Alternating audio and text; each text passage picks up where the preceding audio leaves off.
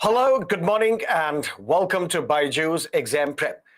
Yesterday, we initiated a discussion on fundamental rights. Fundamental rights are those basic, important rights which are necessary for the growth, development of an individual.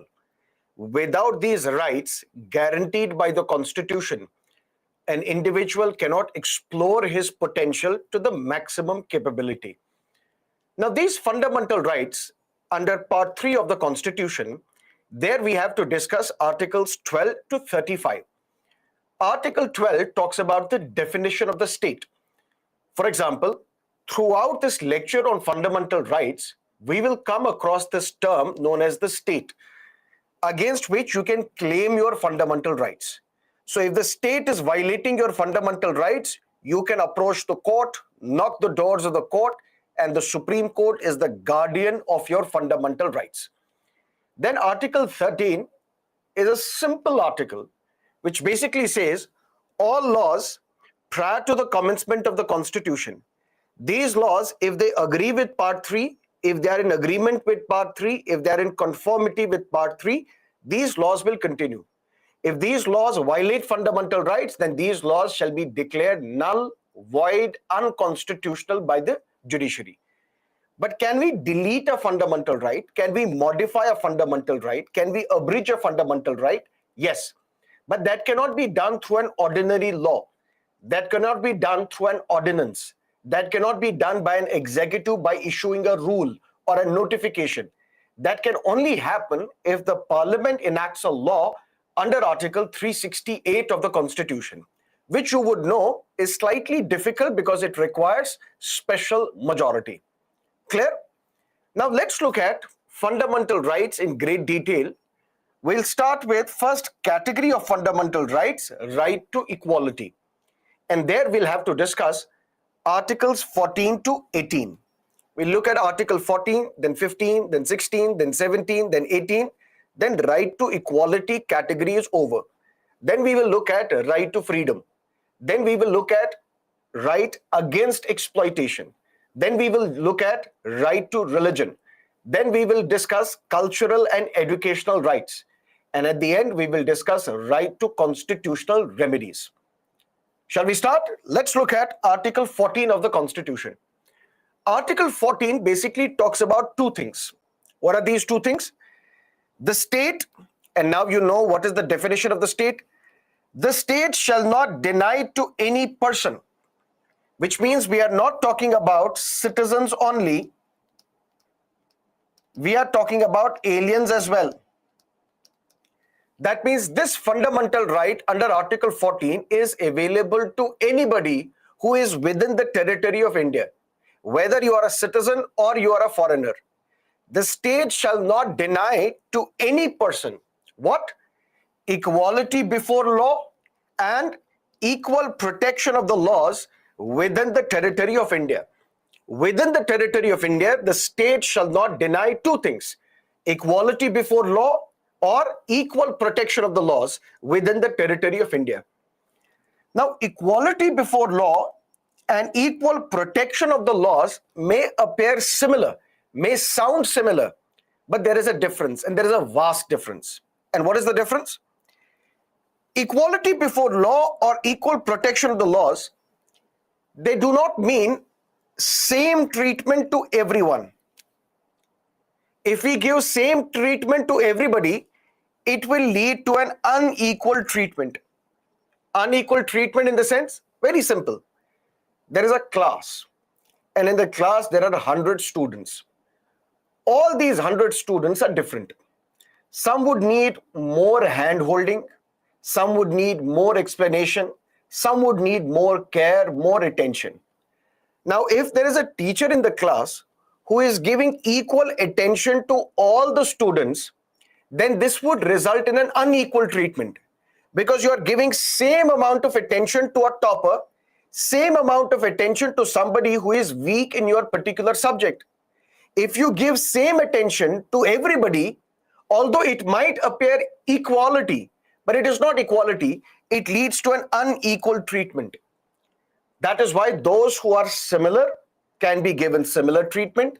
That means all the toppers can be given a different set of treatment.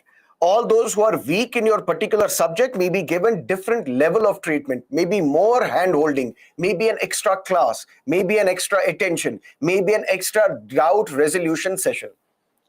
And that is the underlying principle behind equality. To make it clear, first we will look at what is equality before law, then we will look at equal protection of the laws. If we look at equality before law, we have borrowed it from the UK Constitution. And it is considered to be the corollary of A.V. Dicey's concept of rule of law. What is corollary? If you have studied mathematics in your 10th standard, which I'm sure you have, corollary means if there is a statement given, by reading the statement, by understanding the statement, what is the immediate inference that you can draw? What is the immediate conclusion that you can draw from the statement? That is what we call corollary. So what is this equality before law? To understand equality before law, we need to understand what is rule of law. By understanding rule of law, we will come to understand what is equality before law. Although this rule of law as a concept was given by different political theorists, Aristotle also talked about this, various other experts talked about this, but there is one British constitutional expert called A.V. Dicey who has crystallized this concept, who has given more shape to this concept, who has more elaborated this concept. And what is this rule of law? There are three principles. One, no person shall be made to suffer in body or goods except for a breach of law. If I have not committed any crime, why should I be arrested? Why should my body be detained in a prison, in a jail? If I have not committed any crime, if I have not snatched the law of the land, if I have not snatched the land of the government, if I have not snatched the government land, if my property is on my land, not on the state land, why should my property be snatched from me? Which basically means no person shall be made to suffer. Nobody should be detained. Nobody should be arrested. No one's property should be confiscated. No one's property should be snatched and deprived from him unless and until you have violated a law. This was a system prior to the rule of law's emergence in Europe, for example, in Britain, for example, where if you are from a particular color, for example, you are brown, you're black, you're not fair, you're basically not from the white race, you were detained, you were arrested, your land was snatched, your property was snatched. After rule of law came into being, it was made clear that unless and until you have violated a law, no matter who you are, what your ethnicity is, what your race is, what your religion is, what your language is, what your gender is, unless and until you have violated a law, your land cannot be snatched, your property cannot be snatched, your dignity cannot be snatched. You cannot be arbitrarily detained. And what is this arbitrariness? We have discussed in the previous class. Right against arbitrariness is a fundamental right under Article 14 of the Constitution. So arbitrarily, you have not committed any crime, but based on the whims and the fancies of the police, you are being detained. You are being arrested. You have not committed any crime. You have not snatched the public property. Even then, your property is snatched from you. This cannot happen when the rule of law is in place. So what is rule of law? No person shall be made to suffer in body or goods. In a sense, nobody's body shall be detained.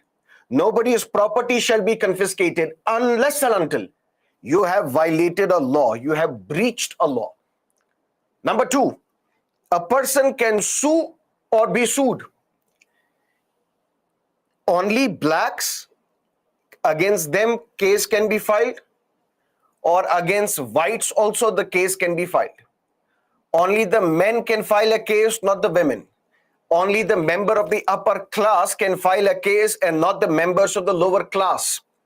Only those who possess property can file a case, Those who don't possess a property cannot file a case. Only those who are educated can file a case, and those who are illiterate cannot file a case. That doesn't happen when rule of law is in place. Anybody can sue or be sued. Anybody can file a case against anybody. If you think that these individuals have violated your rights, violated your dignity, violated your property, that means right to knock the doors of the court is available to everybody, regardless of your gender, regardless of your race, regardless of your language, any other consideration. And A.V. Dicey says rule of law also means constitution is the result of the ordinary law of land. But sir, previously you said constitution is the supreme law of land. Now you are saying constitution is the result of the ordinary law of land. For that you need to understand that this concept, rule of law, is coming from A.V. Dicey. A.V. Dicey is a British constitutional expert. And in Britain, UK constitution makes it clear that it is the parliament which is sovereign. It is the parliament which is supreme. Constitution is not supreme. Parliament can do anything except convert a man into a woman and a woman into a man. That's what the Constitution of UK empowers the Parliament of UK. Parliament of UK is sovereign. That is why E.V. Dicey says in rule of law, when a law is passed, it is basically at the discretion of the Parliament. Parliament can pass any kind of law. But in India, we say Constitution is not the result of the ordinary law of land. Constitution itself is the supreme law of land. So what is Article 14? The state shall not deny what? Equality before law or equal protection of the laws within the territory of India. What is equality before law? We have borrowed it from the UK Constitution. But what is it? It is basically the corollary of A.V. Dicey's concept of rule of law. And what is this rule of law? No person shall be made to suffer in body or goods except for a breach of law. A person can sue or be sued. And the law making is the job of the Parliament. Parliament can pass any kind of law, and through this law, only this law will be operational. And through this law, it can provide rights to the people of a particular country. Before rule of law, the position was rex lex. And after rule of law came into being, the position changed and it became lex rex. And what is this rex lex? King is the law. Whatever king says, that becomes the law of the land. But now, when king, whatever he says becomes the law of the land, but king can today pass a law, tomorrow repeal this law. King can today say whatever he has to say. He is the judge, jury, and the executioner. That means an individual gets to decide whether a particular system is to be put in place or should be dissolved. After rule of law came into being, we say law is the king. And everybody has to follow this law, including the king. And everybody has to abide by this law. And through this law, you cannot deprive people of their rights. Through this law, you cannot discriminate against people. Through this law, you have to treat everybody equally. And that is what we call equality before law. But sir, it is still not clear. Let me make it even more simpler. In simple terms, what is rule of law or what is equality before law? Number one, absence of special privileges. No matter who you are, there will be no special privileges given to you by the law. Law is same for everybody. No special privilege for the prime minister. No special privilege for a minister. No special privilege for other sections of the society. Everybody is to be treated equally. The law will not discriminate, will treat everyone equally. Second, equal subjection of all laws, equal subjection of all persons to the ordinary law of land. If you have committed a crime, let's say murder, no matter what religion you belong to, what caste you belong to, what gender you belong to, what region you belong to, what language you speak, what dress you wear, what food you eat, doesn't matter. All of you will be booked under Section 302 of Indian Penal Code. That means this law, which talks about punishment for murder, it will not discriminate against any person. No matter who you are, if you have committed murder, all of you will be booked under the same provision, same law. It doesn't mean that if a Brahmin commits a murder, you will be booked under a separate law. If a Dalit commits a murder, you will be booked under a separate law. And for this separate law, you will be given death sentence. And for this separate law, you will just be given a fine. That cannot happen. Equal subjection of all persons to the ordinary law of land. And third, no person is above the law. No person, no matter who you are, is above the law. You have to abide by this law. Law is supreme. And that is what we call equality before law. So what is equality before law? It basically means no special privileges, no matter who you are. Equal subjection of all persons. All people should be subjected to the same law. Same law regardless of any discrimination. And nobody is above the law. But when we say nobody is above the law, there are some exceptions. Which means equality before law as a fundamental right is not absolute. There are some exceptions. When we say nobody is above the law, there are some exceptions. When we say equal subjection of all persons to the ordinary law of land, there are some exceptions. When we say no matters who you are, no special privileges will be given to you, there are some exceptions. And which are these exceptions? President and the governor.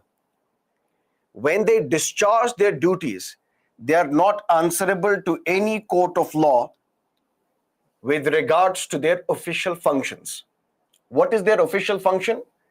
For example, president has the power to sign a bill which is passed by both houses of the parliament. You cannot drag the president to the court and say, why did the president sign this bill? Why did the president not sign this bill? Why did the president say, I'm not going to sign this bill?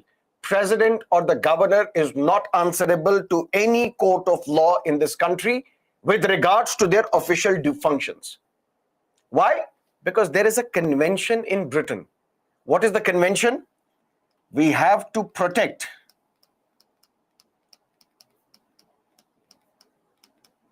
the dignity of the office.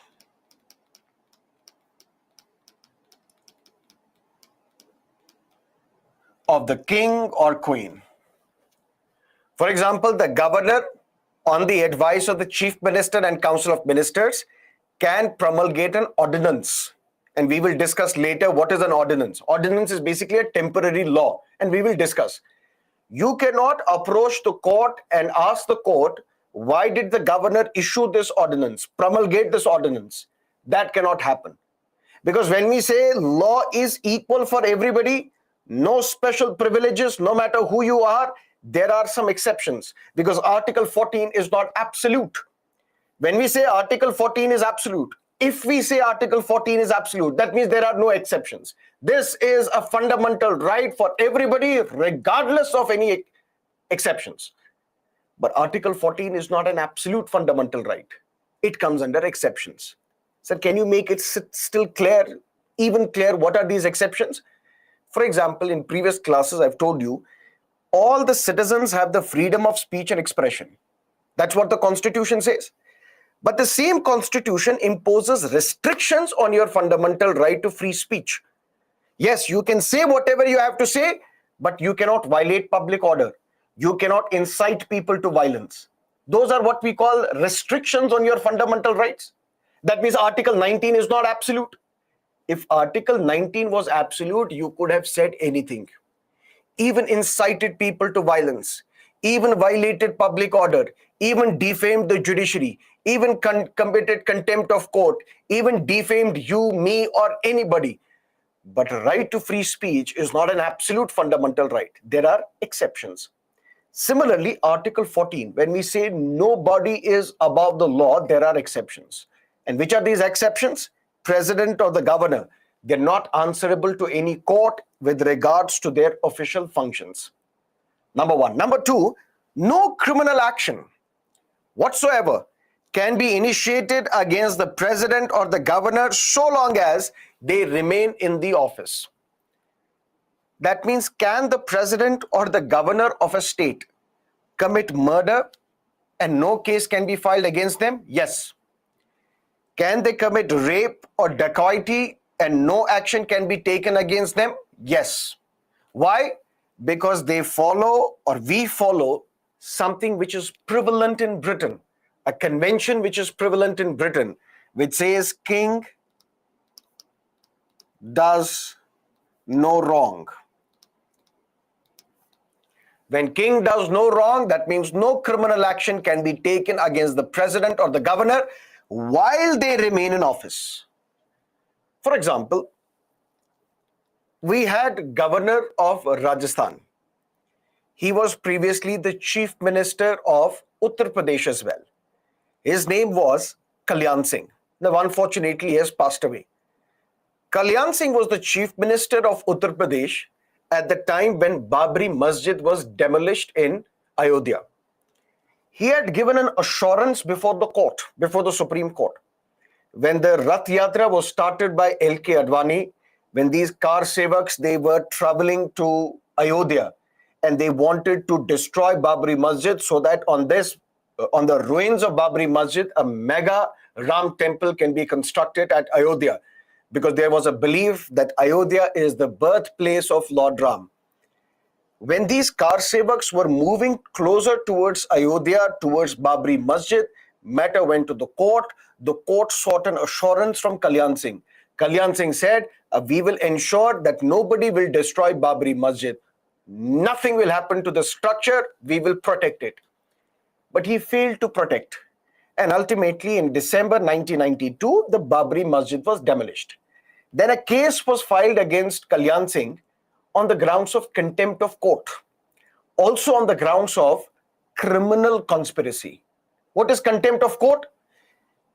There are various meanings of contempt of court. I'll just tell you one meaning right now.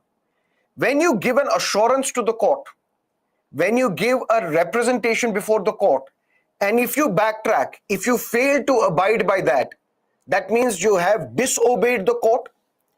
If Mr. Kalyan Singh had conveyed before the Supreme Court that I will protect this structure known as Babri Masjid, and since you have failed to protect this structure, which means you have disobeyed the court, which means you are liable to be punished for committing contempt of the court.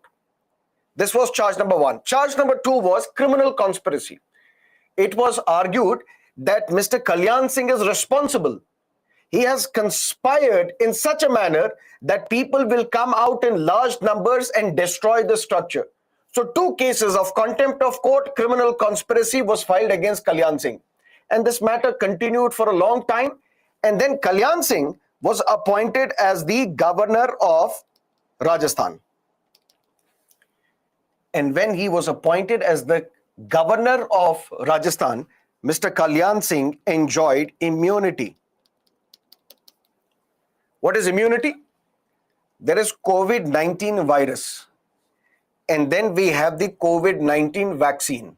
Whether it is from Pfizer, whether it is from Serum Institute, whether it is any other vaccine. What is the purpose of this vaccine? To give you immunity. So that even if the virus attacks you, your own immune system will fight against the virus, you will not fall sick. That's what we call immunity. Similarly, Kalyan Singh got immunity. Whenever he was, when he was appointed as the governor of the state of Rajasthan, he enjoyed immunity because no criminal action can be taken against the governor or the president so long as they remain in the office. That means for these 5 years, when Mr. Kalyan Singh was the governor of Rajasthan, no action was taken against him. You can say this case stopped for these 5 years when Kalyan Singh was the governor of Rajasthan. Only after the term of Kalyan Singh got over, then the case continued against Kalyan Singh, and later on the court said you are not guilty, you are innocent, you are set free. But what is the point here? When we say rule of law, when we say equality before law, when we say nobody is above the law, when we say no special privileges, no matter who you are, this fundamental right is not absolute because there are exceptions. What are these exceptions? President and the governor, while they are in office, no criminal case can be filed against them. Number one. But after they cease to remain in office, after their term is over, cases can be filed against them. One. Second, while they are in their duties, while they're discharging their duties, in their official capacity, whatever they do, they are not answerable to any court of law. Similarly, foreign diplomats, heads of the foreign countries, they are not answerable to the courts of India in discharge of their official functions. For example, we have Vienna Convention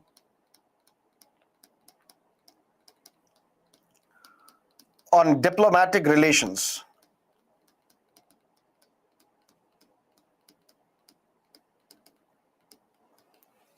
Vienna Convention on Diplomatic Relations, 1961. And this was the product of Cold War. What is Cold War? After Second World War got over, the world became bipolar. Two superpowers emerged on the world map. One, USSR, the other, US. There was a lot of hostility between these two countries. And it was argued in the 1950s, 60s, 70s, 80s that at any point in time, US and Russia will go to war. Without firing a single bullet, there was always this apprehension that these two countries will go to a war. So there was no actual war, but there was this entire hostility that we always thought that there will be a war, if not today, but tomorrow. That is what we call Cold War. It was not hot because no bullets were fired, no missiles were fired, no magazines were fired, but it was Cold War. And during this period of Cold War, Russian diplomats in other countries which are closer to US would kill them. US diplomats in other countries which were closer to USSR, US would kill them or detain them or pressurize them or subjugate them to torture. Now, the need was felt that we need to protect these diplomats. IFS officers, for example, posted in Germany, posted in Japan, posted in United States, you should be in a position to do your job without any fear. So if you are sent to a country, for example, you are sent to Germany, in Germany you could not be arrested. In Germany, you are allowed to work without any fear that German police will come and arrest you, will detain you, will file a case against you in the court of Germany. That immunity is given by Vienna Convention on Diplomatic Relations. That means a foreign diplomat posted in India, no matter what he or she does, can they commit rape, murder, dacoity, terrorism as well, anything, and no action can be taken against them because they enjoy immunity under Vienna Convention on Diplomatic Relations. But does that mean, or for that matter, few years ago, there was a Saudi diplomat in Delhi who was residing in Gurgaon. He would bring girls from Nepal or women from other parts of India, and allegation is he would sexually assault them, molest them, rape them. No action was taken against that diplomat. He was not arrested either. Why? Because they enjoy immunity under Vienna Convention on Diplomatic Relations. What if a Pakistani diplomat does the same thing? Indulge in terrorism in India, indulge in violence in India. Can we take any action against that diplomat? No. The only thing that we can do, the government of India can do, can declare that diplomat as persona non grata. So if there is a Pakistani diplomat who has indulged in terrorism, who is giving money to the terrorists, we know he is violating the law of the land, but we can't do anything because he enjoys immunity under Vienna Convention on Diplomatic Relations. What we can, however, do, we can declare that person as persona non grata, which basically means we will give him time. Can be 12 hours, can be 24 hours, can be 48 hours, can be 72 hours. And within this time period, you have to leave this country. If you don't leave this country, we are going to arrest you, detain you, and case will be filed against you. And that is how few years ago, some of the diplomats from Pakistan were declared as persona non grata, and they had to quickly leave this country. But we don't have to discuss that because that comes under international relations. We have to discuss related to polity. And what is that discussion? Although there is equality before law, but this fundamental right is not absolute. There are exceptions. Exceptions such as president, governor, exceptions such as visiting heads of foreign countries and foreign diplomats. For example, when Mr. Modi, as the Chief Minister of Gujarat, when he was accused of turning a blind eye towards the riots in Gujarat, then United States banned Mr. Modi from entering United States. So he was banned from entering the United States. But then when Mr. Modi came to power, then there was a question before the US authorities, how should we deal with Mr. Modi now? Maybe somebody would file a case in United States court and ask the Supreme Court authorities in US to arrest Mr. Modi.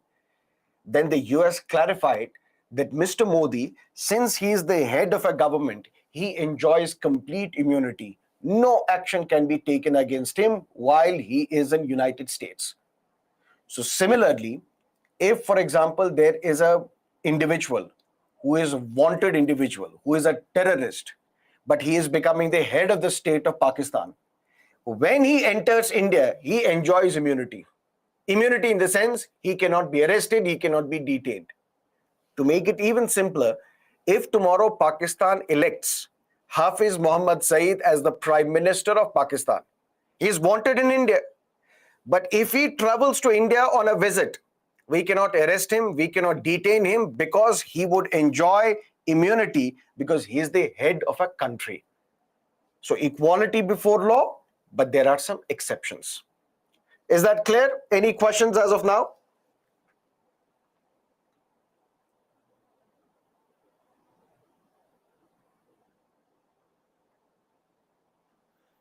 Good.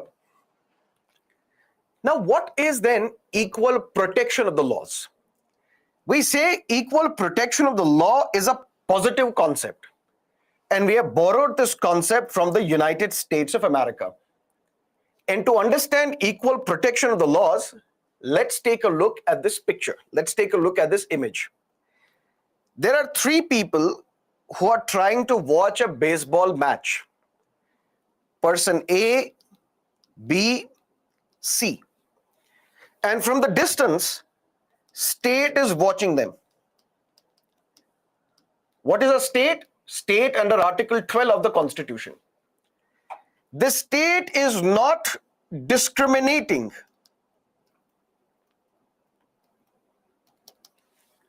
The state is giving them equality.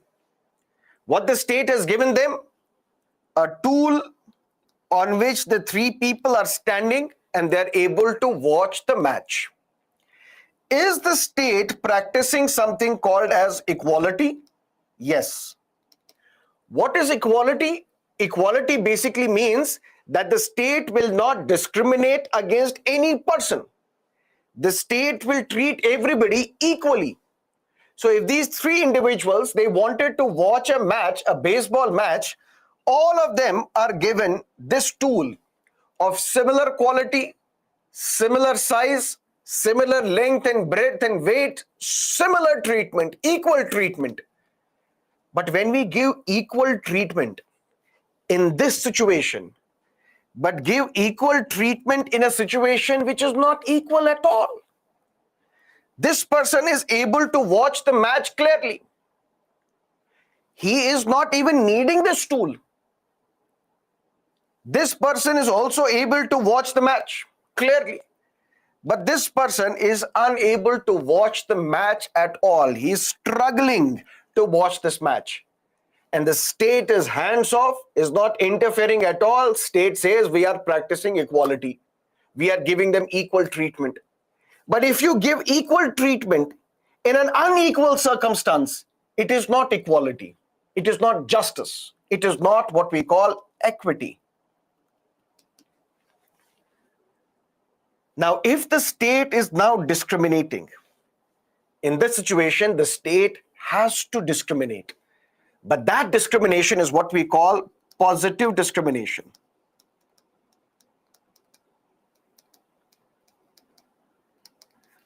And what is this positive discrimination? The state is removing this tool and is giving to the person C. Now, person C is given two stools to stand on. Person B is given one. Person C is not given anything. Is this equality? No. But is this justice? Yes. So equality plus justice is what we call equity. Because these were not similar. Now they are made similar. When the state is discriminating, but positively discriminating, and it results in the treatment which results in justice, this is what we call equal protection of the law. For example, all the people of this country given equal opportunity to get a seat in an educational institute or get a job in a government sector. If we treat all the people equally, just like this, and the state says, see, we have 10,000 seats in educational institutions, we are throwing these seats open to anybody. Whoever wants to come can apply for these seats. We will not discriminate. And we will ensure that anybody, regardless of your religion, race, caste, sex, place of birth, can apply for these seats. And there are jobs which are released by the government. For example, UPSC advertises posts for the civil services examination. The state is saying we will not discriminate against anybody. Whoever wants to apply for this exam can apply for this exam. Results will be declared. Whoever will come under top 1100, we will give them a place, we will give them a job in the examination. The state is not discriminating. Is this equality? Yes. But what about members of the Dalit community? What about SCs and STs and OBCs who have been discriminated against throughout the history? I gave you the instances of untouchability which was prevalent during the colonial period, even before that as well. This practice of untouchability, some experts argue, some writers argue, started after the later Vedic period. So after later Vedic period, there was this intense discrimination against the members of the tribal community and the Dalit community. And because of that, they were not allowed educational opportunities. They were not given employment opportunities. So they were never equal. When they were never equal, never treated as equal, first we have to give them something. First we have to positively discriminate. Give them a reservation in jobs, reservation in educational institutions. That means this tool can be a reservation for the members of SC, ST, OBC community or economically weaker sections of the society. That is how we can create justice in the society. Because no two individuals are the same. If we have to treat everybody with equality, it will result in an unequal treatment. What is this unequal treatment? I'll give you one more simple example. You don't like my class. And suddenly what happens? You try and enter through the camera and you kill me. Stab me in my stomach and I'm dead. My father will file a case against you. Now you will argue before the court of law, my lord, there is equality under Article 14 of the Constitution. You have to treat me in the same fashion as you're treating the victim. But can a victim and a criminal be treated equally? If indeed we practice equality, that means we have to treat a victim as well as the persecutor equally. That will result in an unequal treatment. So victim will be given compensation. The murderer will be given death sentence. That is justice.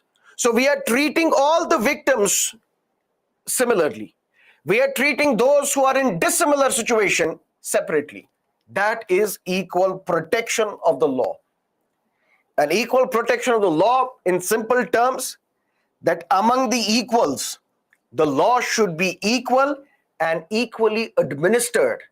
That like should be treated alike, which means all the Dalits can be treated alike. Within the Dalit community, you cannot discriminate. that you are Dalit but you are women, we will treat you separately. You are Dalit but you possess property, we will treat you differently. You are a Dalit but you have political connections, we will treat you differently. No. If you are one group, which is Dalit group, all of you are to be treated equally. All the Dalits are to be treated equally, but Dalits cannot be compared with the Brahmins. If we compare them together, if we treat them similarly, it will result in an unequal treatment. It requires what is known as the affirmative action by the state towards unequals by providing them facilities and opportunities. Reservation is what we call affirmative action policy of the government. We affirm, we recognize that yes, you have been facing discrimination throughout the history. And now what we will do, we will give you more opportunities. We will give you more facilities. We will give you more opportunities, more facilities, so that you are brought at the same level as the other members of the society. And once everybody is equal, then we can talk about equality. That means the principal purpose of Article 14 of equal protection of the law is substantive equality, is distributive justice. What is substantive equality and distributive justice? There are marginalized sections of the society. There are weaker sections of the society. There are disadvantaged sections of the society. We have to give them more. When we give them more, that means we are denying equality to others. We are not treating all of them equally, but we are giving more to the weaker sections of the society, marginalized sections of the society. That is what we call substantive equality.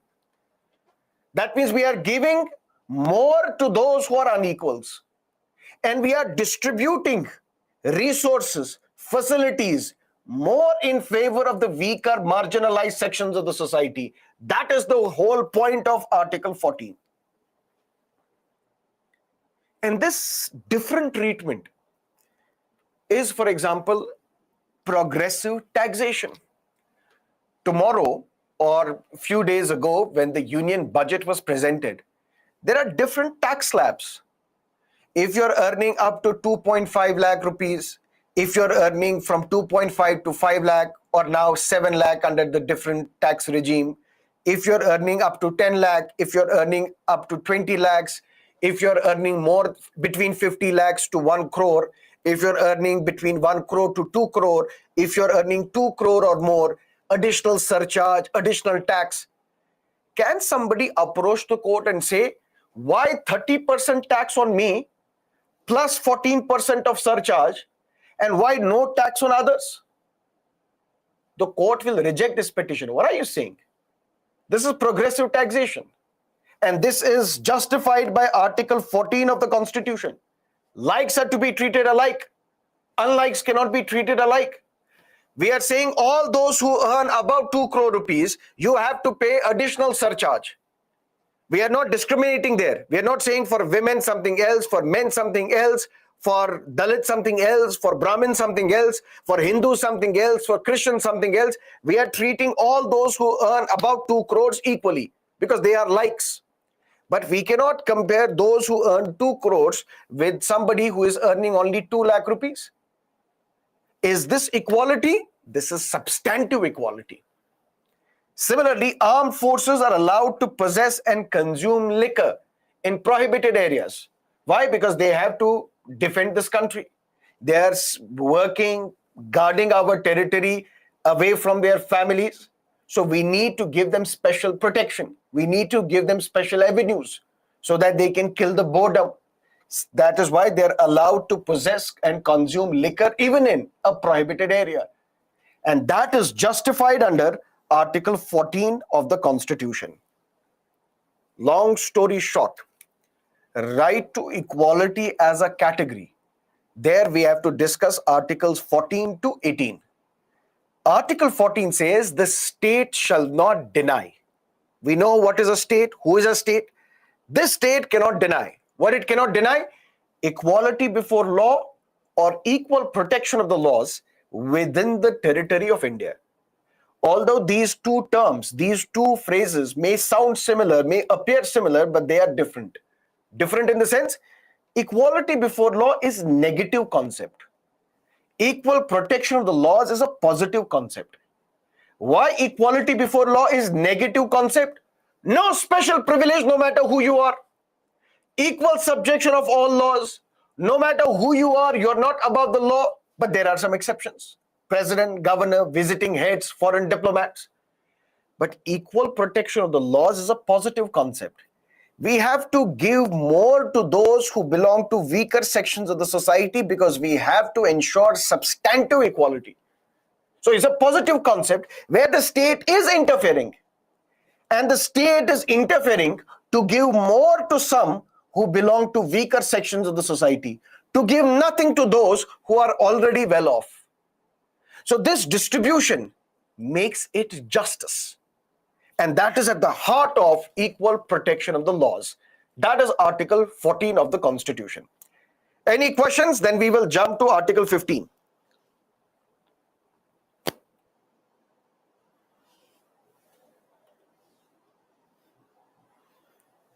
Is Vienna Convention applied to every country, for every country's diplomats? Whoever is a party to Vienna Convention, it will be applicable to them. And there are close to 163 countries who are part of Vienna Convention, or I think 194 countries which are part of Vienna Convention.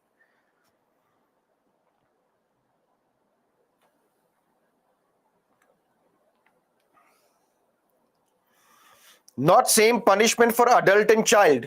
That is treating different people differently. You cannot treat an adult in the same fashion as child is.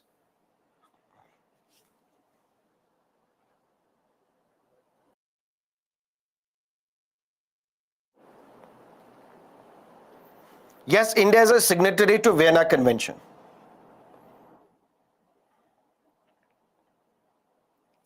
Okay. Now let's look at Article 15 of the Constitution. And in Article 15, we will have to discuss 6 clauses. 15, Clause 1, Clause 2, Clause 3, Clause 6. But don't try to memorize all these clauses. Just understand the concept behind Article 15. And what is Article 15? Article 15, Clause 1 says, the state shall not discriminate against any citizen. And now we are specifically talking about a citizen. That means this fundamental right is exclusively available to the citizens. Article 14 is available to any person within the territory of India, which means foreigners as well as citizens. But Article 15 is specifically targeted at the citizens, provided to the citizens of India. It says the state, and we know who is a state, the state shall not discriminate against any citizen only on the grounds of religion, race, caste, sex, place of birth, or any of them. That means the state cannot discriminate. On which grounds? Only on the grounds of religion, race, caste, sex, place of birth. Which means, can the state discriminate?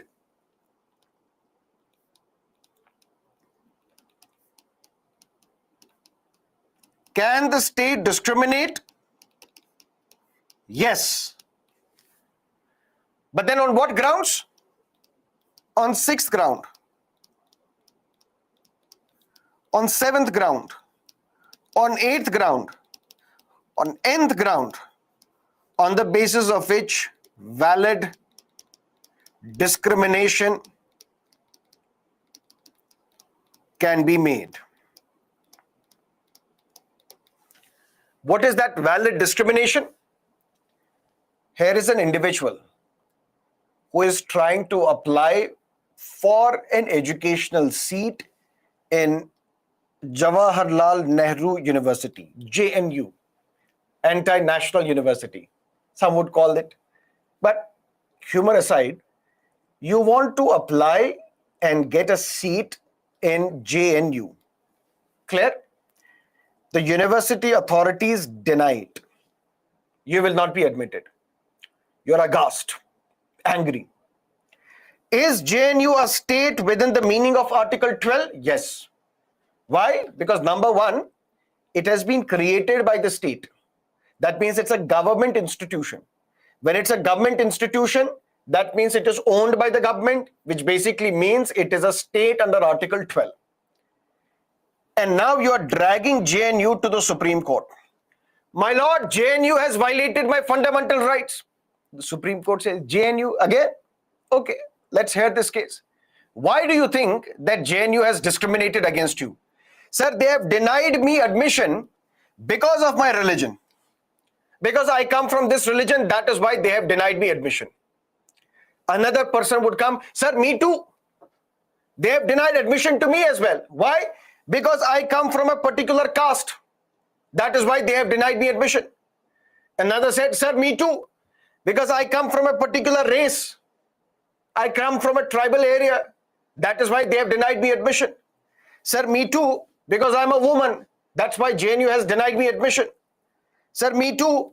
Because my place of birth is Northeast. My place of birth is Tamil Nadu. My place of birth is Gujarat.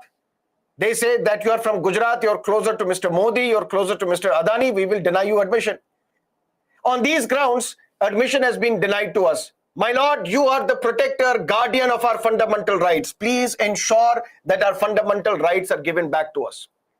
Supreme Court will say this is a serious matter. JNU, please come. Why are you discriminating against these people on the grounds of religion, race, caste, sex, place of birth? JNU says, yes, we are discriminating. I said, really? Yes, sir, we are discriminating. But not only on the grounds of religion, race, caste, sex, place of birth. So we are not concerned about their religion, race, caste, sex, place of birth. On these grounds, we are not discriminating. Then why are you discriminating against them? Sir, on the grounds of age. Look at their age. His age is 10. Her age is 12. And to get admission in a postgraduate program, you should be 18 plus. So on age, we are discriminating against them. But what about that lady? She says on the grounds of sex, you have discriminated against her. I said, no, sir. We have discriminated against her, yes, but on the grounds of merit. She failed the entrance test. Now she is saying, you have selected 200 people who have been selected because of an entrance test. She failed that test. Look at the results. How can we give her admission? Yes, we are discriminating, but not on the grounds of sex, but on the grounds of merit. That means the state can discriminate, but only on the grounds of religion. Just because of your religion, race, caste, sex, place of birth, or any of them, the state cannot discriminate. That is Article 15, Clause 1. The state shall not discriminate against any citizen only on the grounds of religion, race, caste, sex, place of birth. That means here, if you are from a particular religion, only on the grounds of religion, no. On the grounds of age, you can be discriminated. Only on the grounds of caste, no. On the grounds of merit, you can be discriminated. That is Article 15, Clause 1 of the Constitution. But Constitution makers also realized that when we look at fundamental rights chapter, we say these fundamental rights are claims against the state. When the state is violating your fundamental rights, you can claim your fundamental rights against the state. But the makers of the Constitution also realized that people of this country also deserve to be on a different level. They also need to be very, very careful. Why? Because it is not only the state which cannot discriminate. It should be the citizens also. They should also not discriminate against fellow citizens. How? If you are from Dalit community, this well, you cannot drink water from this well. If you are from Dalit community, I will not give you medicines from this shop. If you are a woman, I will not allow you to enter the, let's say, a burial ground or a cremation ground. That means it's not only the state. To ensure justice in the society, we need to prevent citizens discriminating against other citizens on these grounds. That is why Article 15 Clause 2 says, no citizen shall be discriminated only on the grounds of religion, race, caste, sex, place of birth. It is not saying the state shall not discriminate. It is saying no citizen shall discriminate.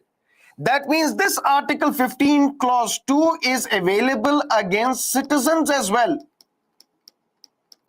So if a citizen is discriminating against you only on the grounds of religion, race, caste, sex, place of birth, you can drag that citizen to the court.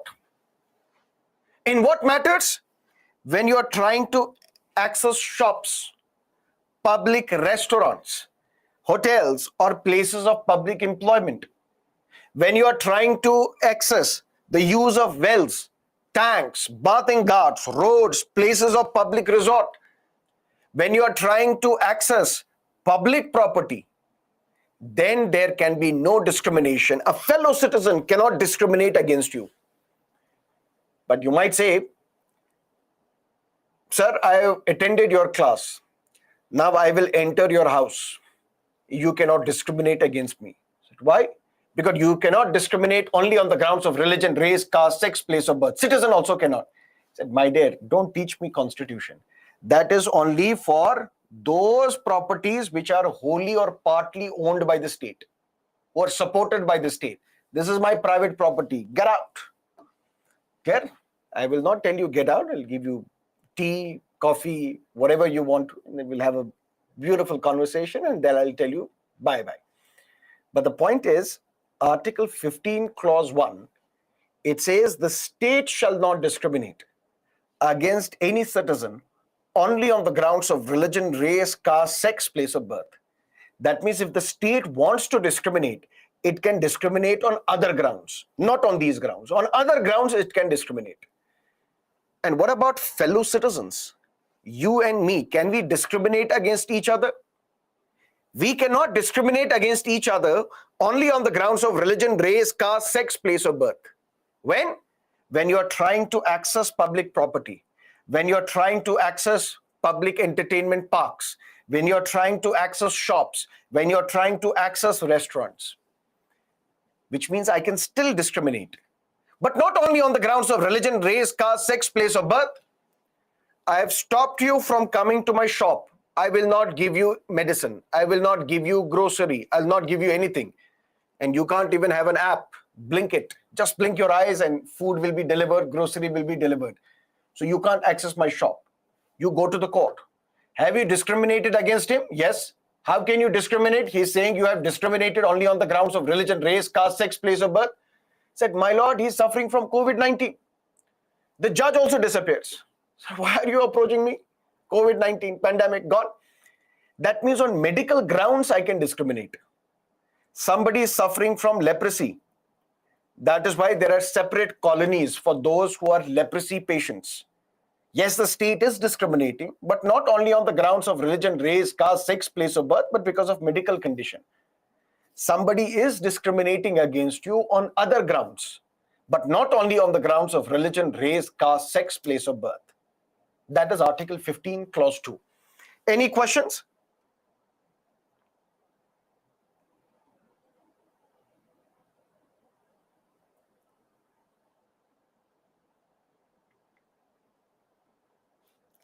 Yes, no, maybe.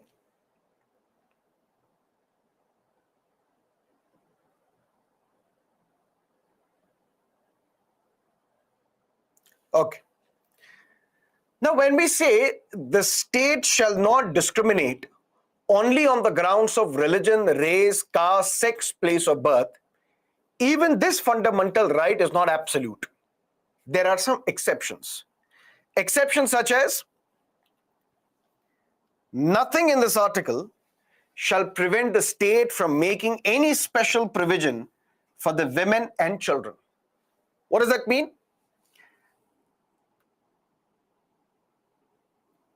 Section 497 of Indian Penal Code, which deals with adultery. What is adultery? If there is a husband and then there is wife, now comes an outsider.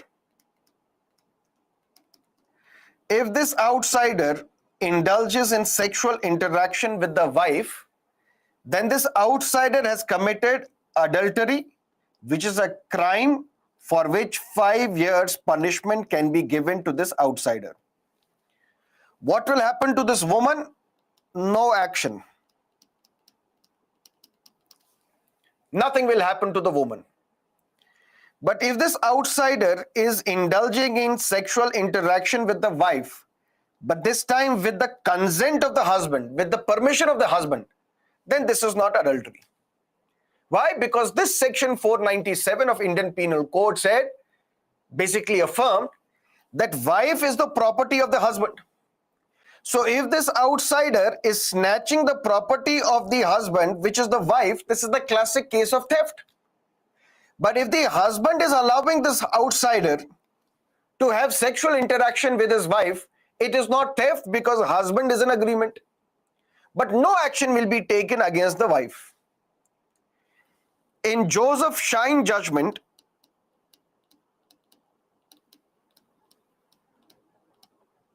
(2018), this section 497 was declared unconstitutional.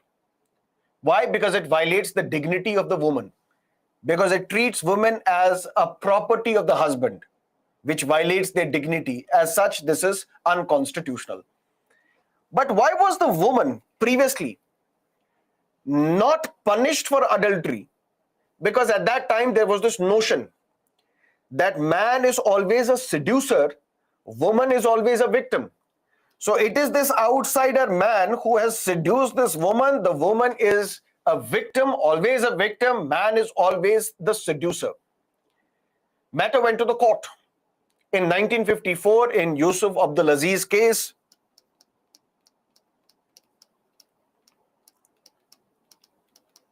matter went to the court in 1988 as well.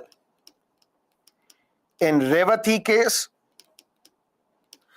the principal question before the court was, why should women not be punished for committing adultery?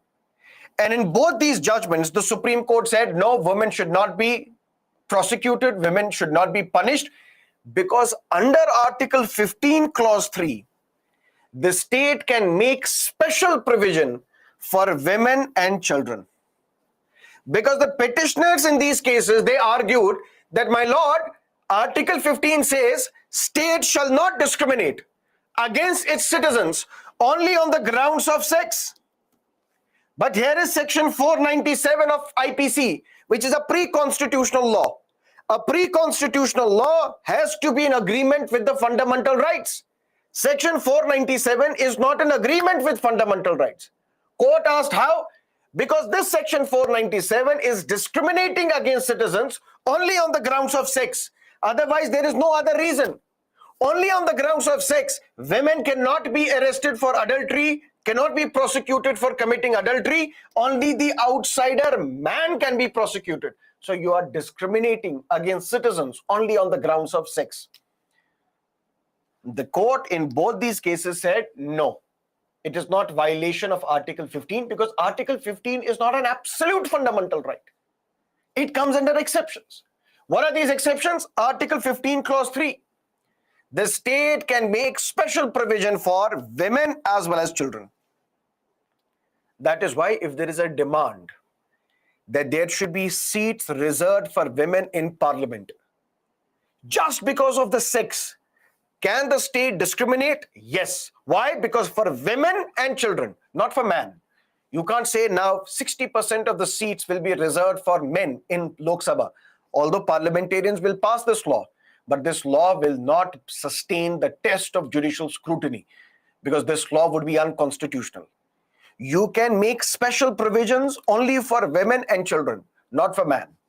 That's Article 15, Clause 3. Any questions as of now?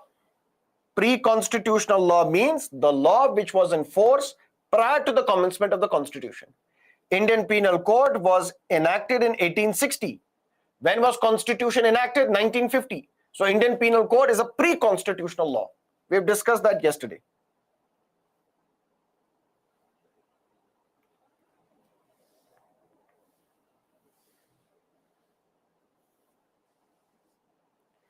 Section 497 is now unconstitutional. It is not constitutional. Nobody can be arrested for adultery. But why we are discussing this case is because recently the Ministry of Defense had approached the judiciary. Why? My lord, there is Section 45 of Army Act. There is Section 63 of Army Act. There we punish male army officers as well as female army officers for adultery. That means these members of the armed forces, Army, Air Force, Navy, they are working and safeguarding the territory of India, and they are staying away from their family. Now, if somebody indulges in sexual interaction with them, whether it is a male or a female, we punish them for adultery and we even dismiss them from the service.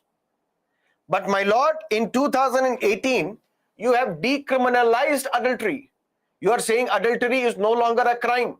Section 497 is unconstitutional. Please tell us whether we can punish people in armed forces, and please give us the permission to punish those members of the armed forces who commit adultery. The Supreme Court has now clarified that this 2018 judgment, this Joseph Shine judgment, it is available only for the citizens. The members of the armed forces can still be tried and committed and convicted for adultery, but not the members of the civilian public. But it will be applicable only for armed forces.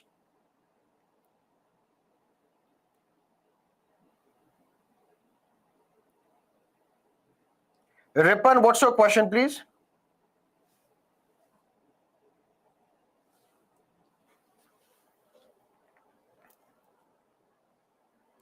Sir, this is not harm SC, ST, OBC or financially more capable than general, but they enjoy special privilege. We will discuss that in Article 16. So in Article 16, all your questions will be answered, where we will explain the whole concept of reservation. We have not discussed reservation yet. We will discuss the entire concept of reservation in Article 16. Can police arrest women for any criminal action? Yes. Why not?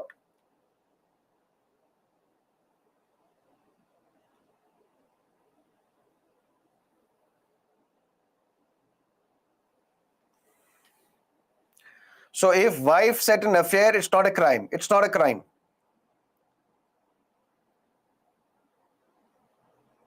Sir, on what grounds Section 497 declared void if it is not Article 15 violation?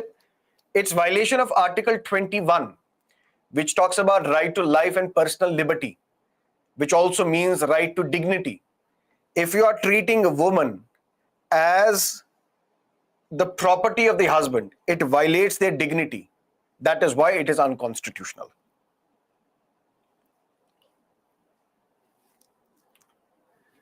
Now, something else happened. What happened? Madras government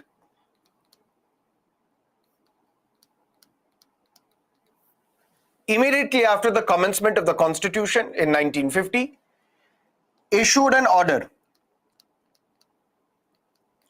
that what we want to do, we want to reserve seats in government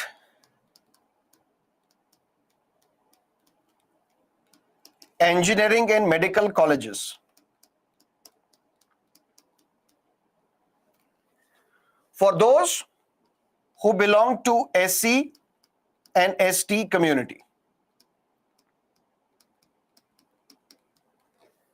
Madras government issued an order and said we will reserve seats in government engineering and medical colleges for those who belong to SC and ST community. That means specifically on the grounds of caste, the state is discriminating, which is violating Article 15. Matter went to the court.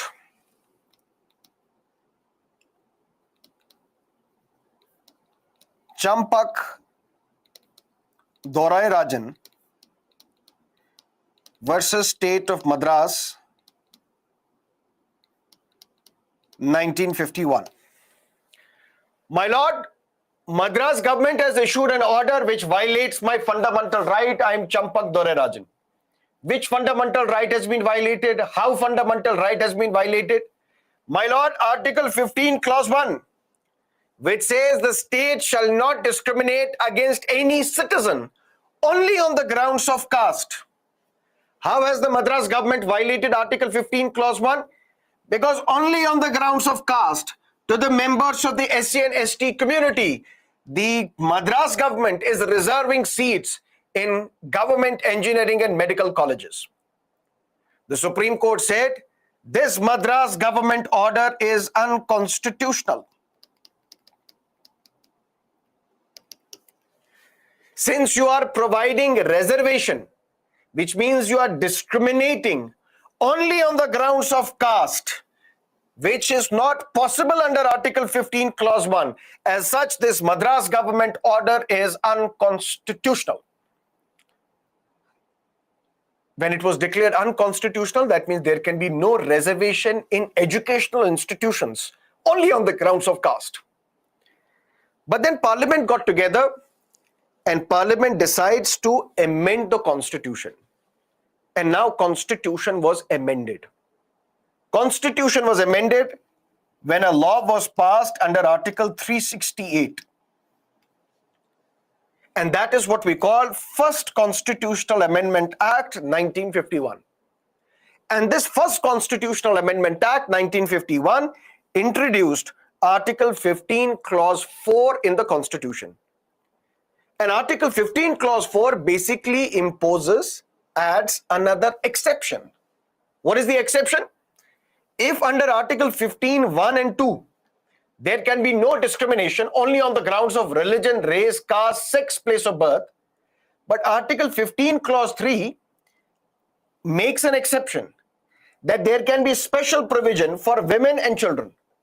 Article 15, Clause 4 makes another exception that Article 15 does not bar the state, does not prohibit the state, does not make any limitation on the state from making any special provision.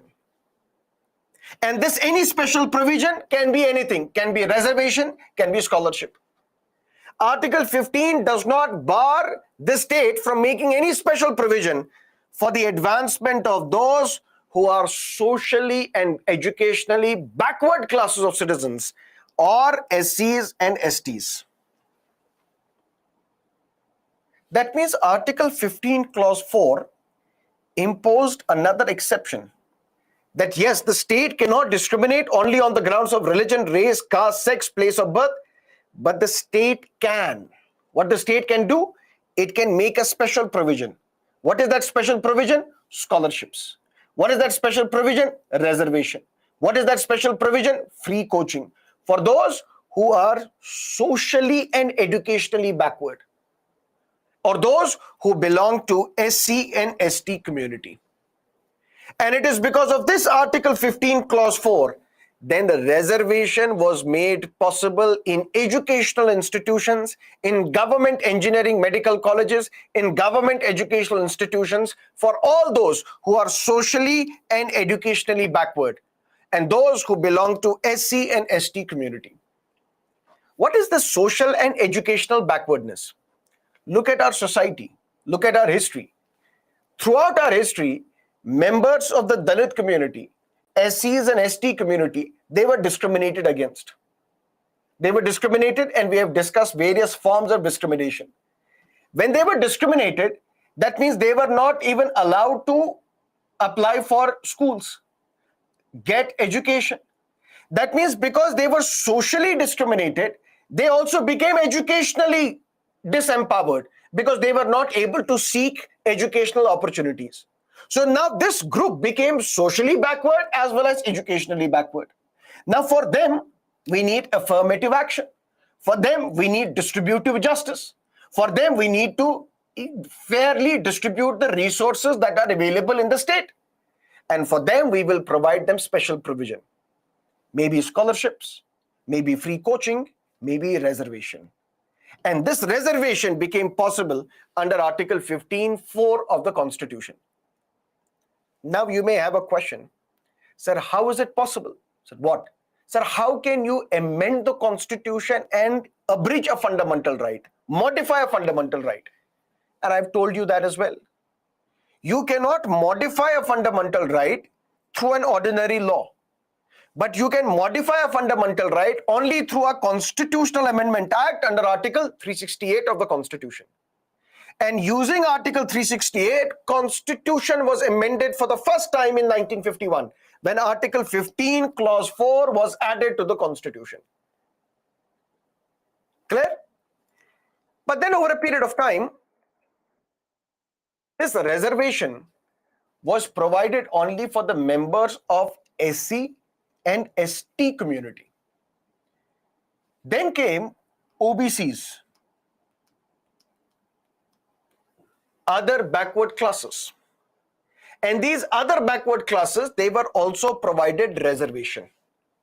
How OBCs were provided reservation, I'll discuss that in Article 16. But here, just keep in mind that OBCs were also provided reservation. Other backward classes were provided reservation in educational institutions.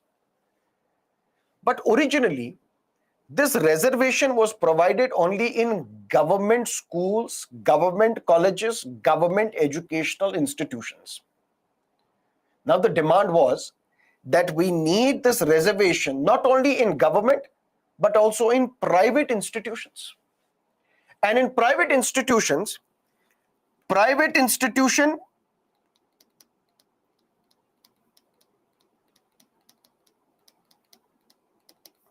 can be either aided or unaided. What does that mean? Here is a private educational institution, but this private educational institution gets aid from the government, state, gets funding from the government, state. Or there is a private educational institution which does not get any aid from the government, which does not get any funding from the government. We call it unaided educational institution. So this private institution, private educational institution, can be aided or can be unaided. Then we have another kind of institution known as minority educational institution.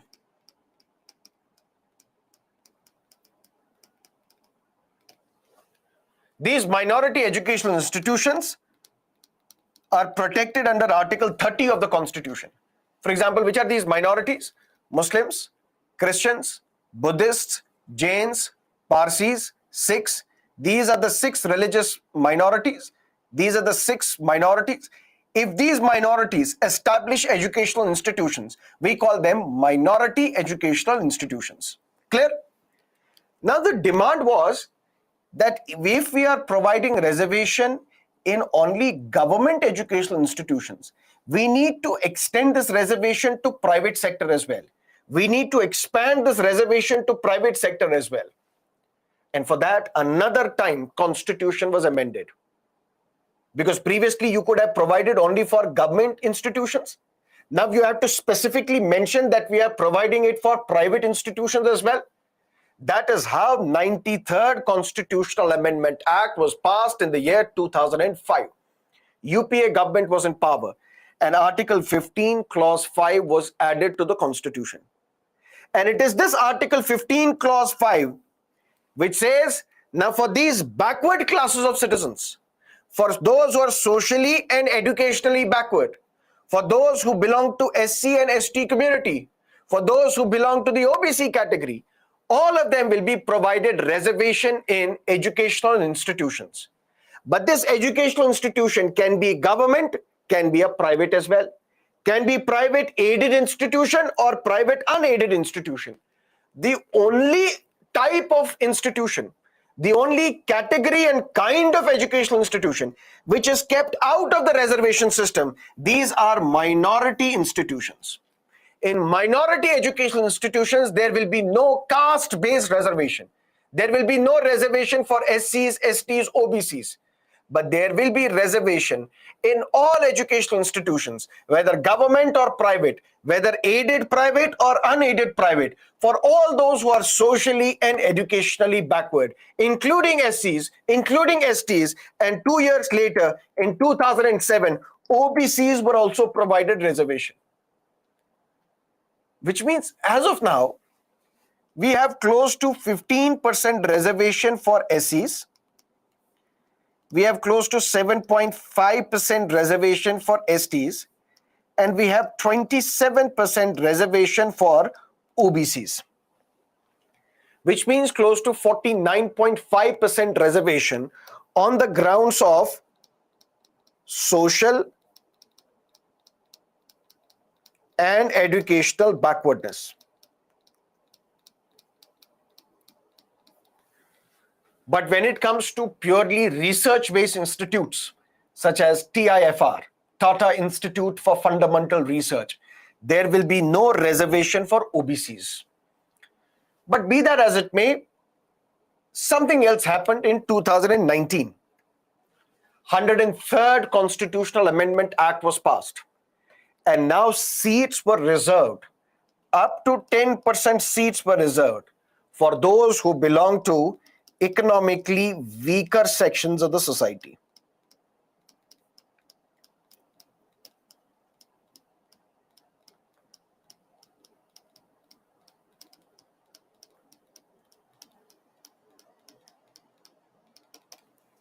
That is Article 15 of the Constitution.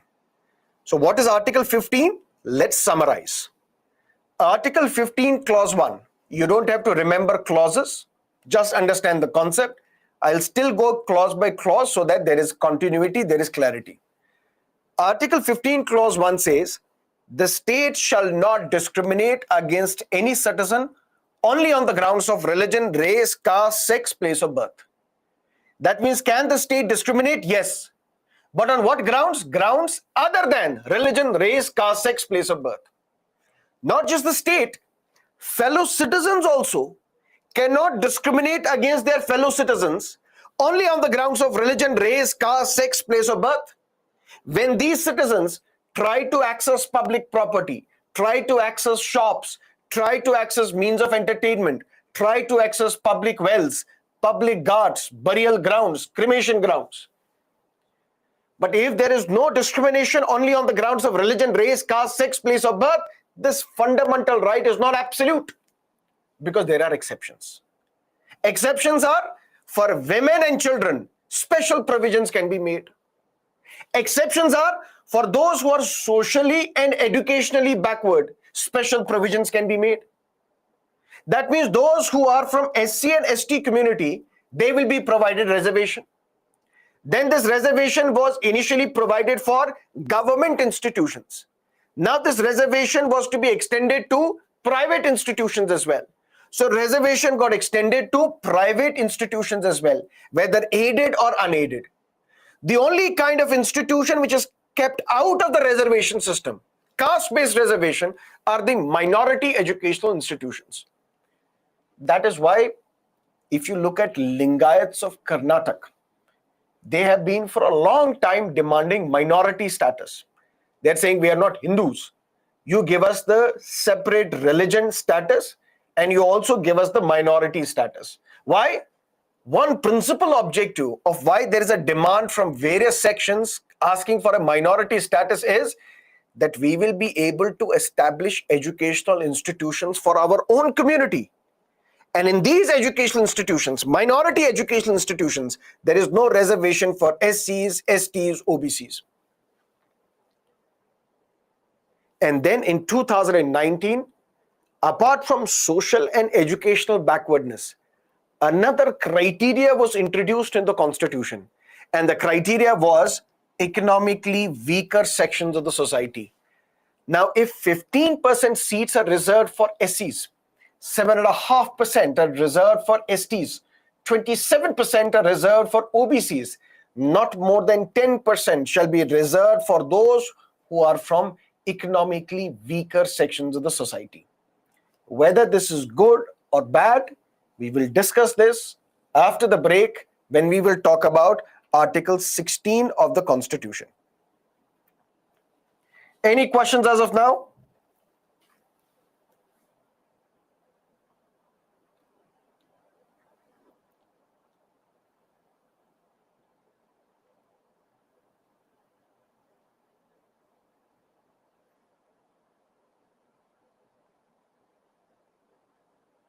No.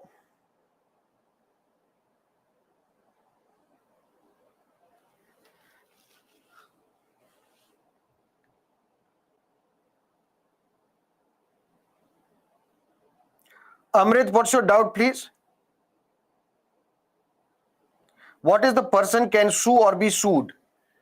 If you have committed any crime, I can file a case against you. If I have violated your dignity, you can file a case against me. If I have snatched your property, you can file a case against me.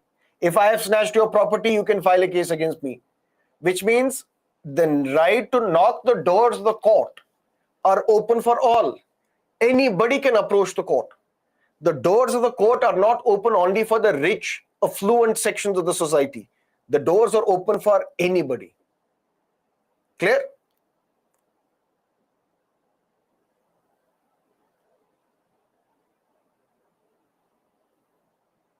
Sir, how they amended in 2005, 2019, there is already judiciary intervened with doctrine of basic structure. That is why I said basic structure does not mean you cannot amend the constitution. Basic structure means you cannot amend the basic structure of the constitution. Those fundamental rights which are not part of the basic structure can be amended. Without disturbing basic structure, you can amend the constitution. And these amendments did not disturb basic structure. That's what the court said later. Even the recent EWS reservation judgment, which we will discuss today, the court said there is no violation of basic structure. So it was allowed.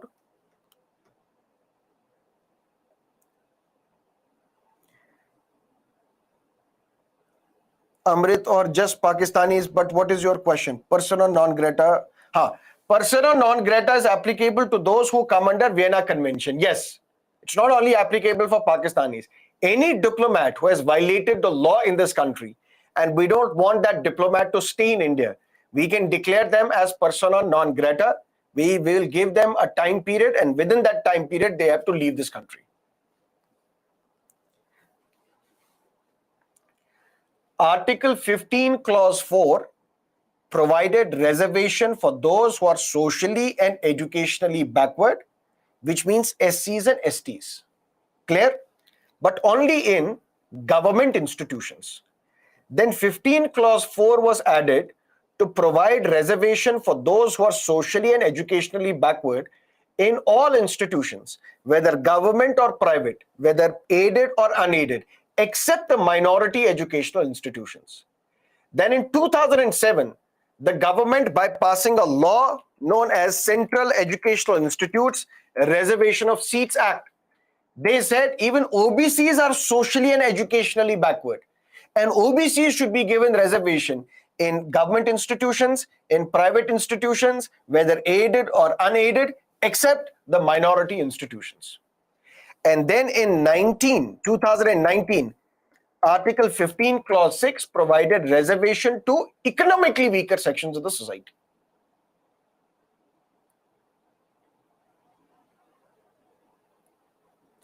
Mantaj, what's your question, please?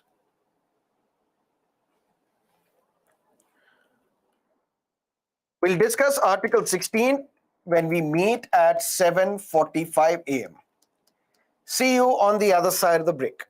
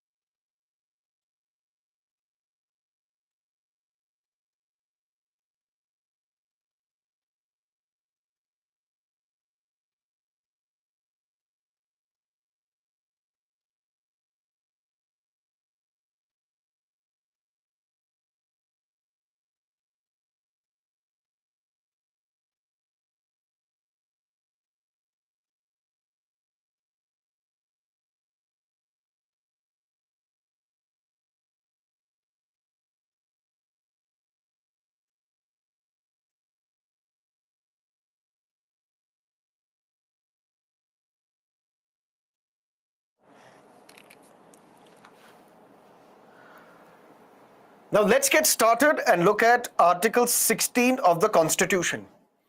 And in Article 16 also, we have to discuss various clauses, 1, 2, 3, and so on. But you don't have to memorize clause by clause, just understand the concept. Article 16, Clause 1 says, there shall be equality of opportunity for all the citizens relating to the employment or appointment to any office under the state.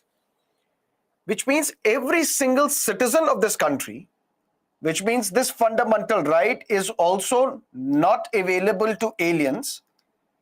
It's exclusively available to the citizens of India.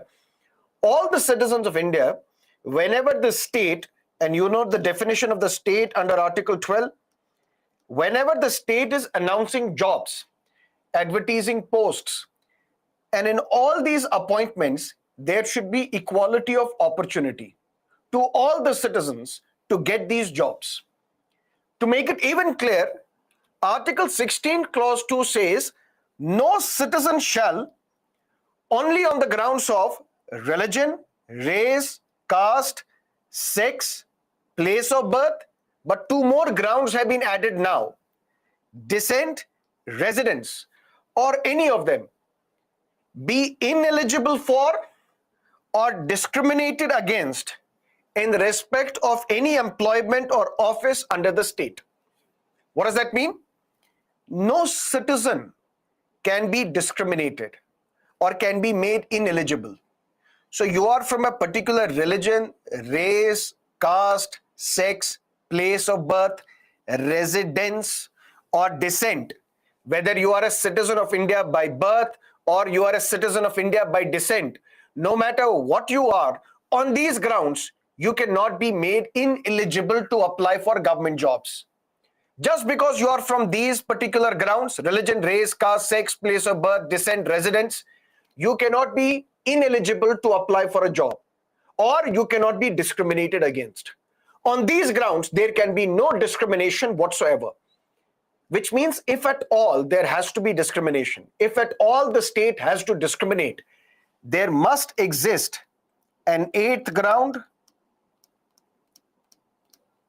9th ground, 10th ground, or nth ground on the basis of which the state can make valid discrimination.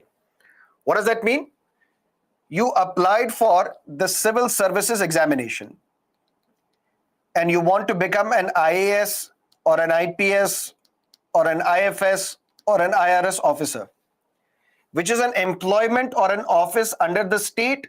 The state is the government of India, or State Public Service Commission, or Indian Engineering Service, Statistics Service, any exam. If you want to apply for these government jobs, the state cannot discriminate against you, or the state cannot make you ineligible. Because you are from a particular religion, you are ineligible for this job. That cannot happen. Because you are from a particular caste and we will discriminate, we will ensure that you are not selected for this job. That cannot happen. Only on these grounds there can be no discrimination. That means if at all the state has to make discrimination, discriminate against its citizens, it can be on grounds other than religion, race, caste, sex, place of birth, residence, descent, or any of them. Which means if you're applying for the civil services exam, you want to become an IAS officer, but UPSC is not selecting you, UPSC is not recruiting you, then you can drag UPSC to the court. My lord, my fundamental right has been violated. Which fundamental right? Article 16. It says I cannot be discriminated, I cannot be made ineligible because of these reasons. And it is because of these reasons UPSC has not selected me. UPSC, which is a state under Article 12, will be called to question, how can you discriminate against the citizens on these grounds? UPSC will say, yes, we have discriminated, but we have discriminated on other grounds. Grounds such as age. This particular gentleman who has filed a case, his age is 33. But we have made it clear in the notification itself that the age is 21 to 32 if you belong to the general category. This person belongs to the general category. That means he is not ineligible. He is not eligible, not because of his religion, race, caste, sex, descent, place of birth, residence, but ineligible because of age, ineligible because of merit, ineligible because of medical grounds.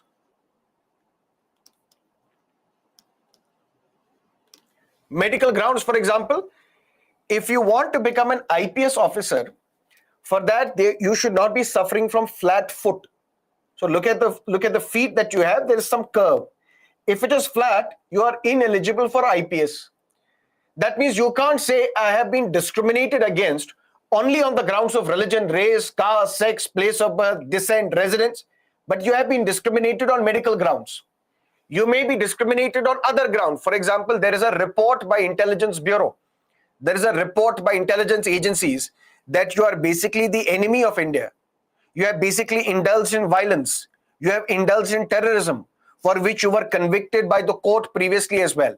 Now you are not eligible to get this government job because of your other grounds, not only on the grounds of religion, race, caste, sex, place of birth, or residence or descent. But then, sir, what is happening in the different states? What is happening?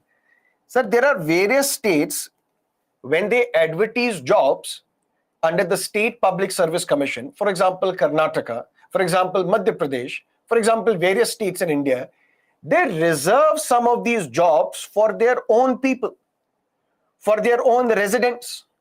For those who are residing in Karnataka, seats are reserved, jobs are reserved for them. Is it not discrimination on the grounds of residence? No. Why? Because the seats are reserved not on the grounds of residence, but on the grounds of domicile.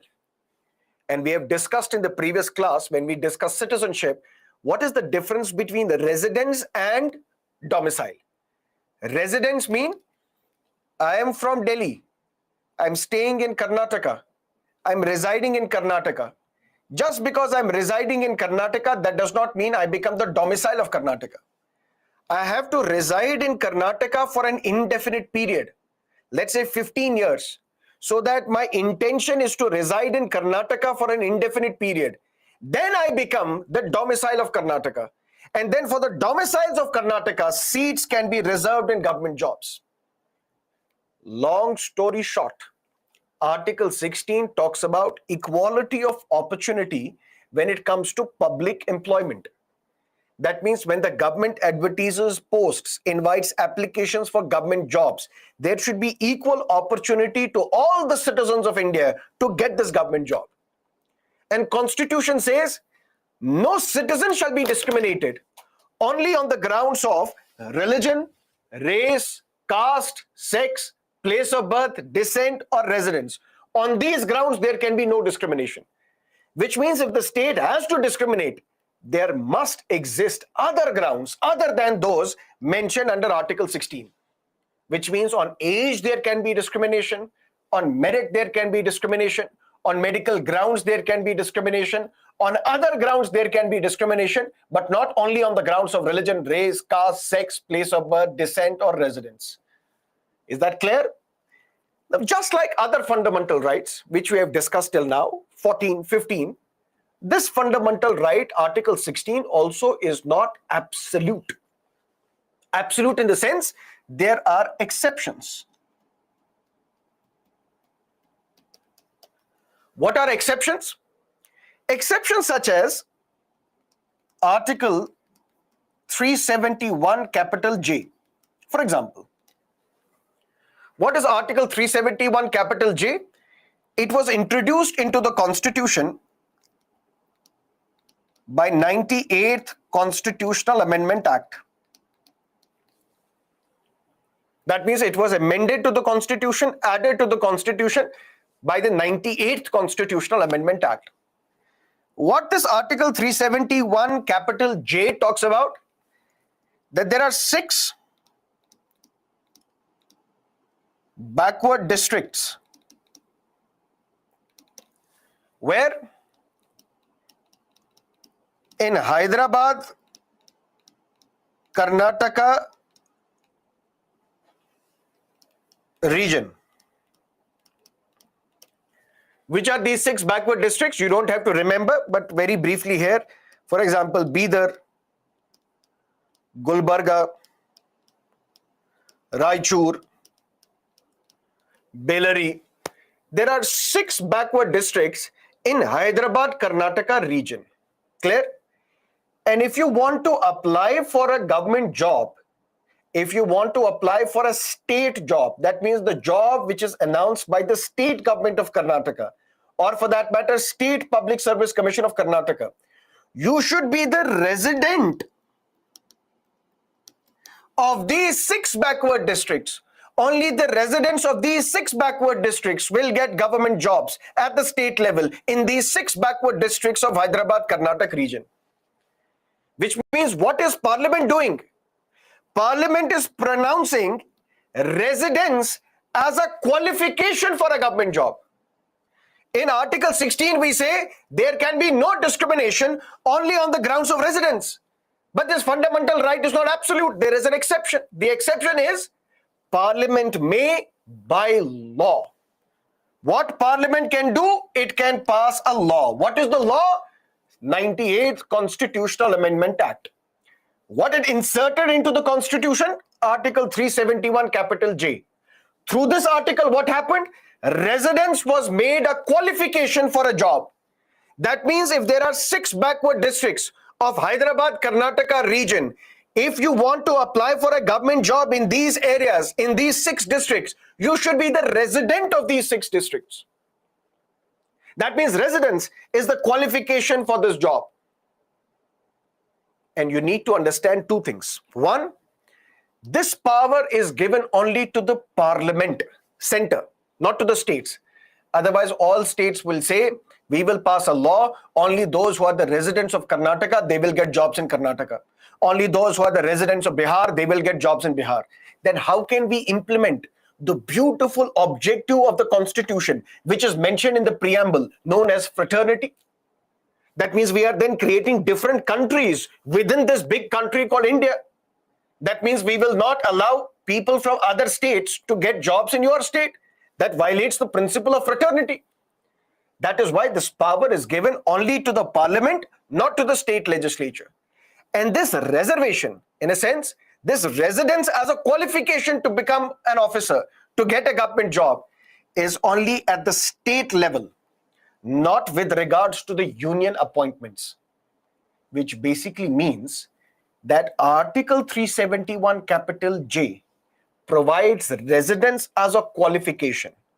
If you want to get a government job in the 6 backward districts of Hyderabad, Karnataka region, that doesn't mean that those who are the residents of Hyderabad, Karnataka region, they will get reservation in union level jobs, in UPSC. That does not happen. And that is Article 16, Clause 3, which means Parliament may by law. What Parliament can do?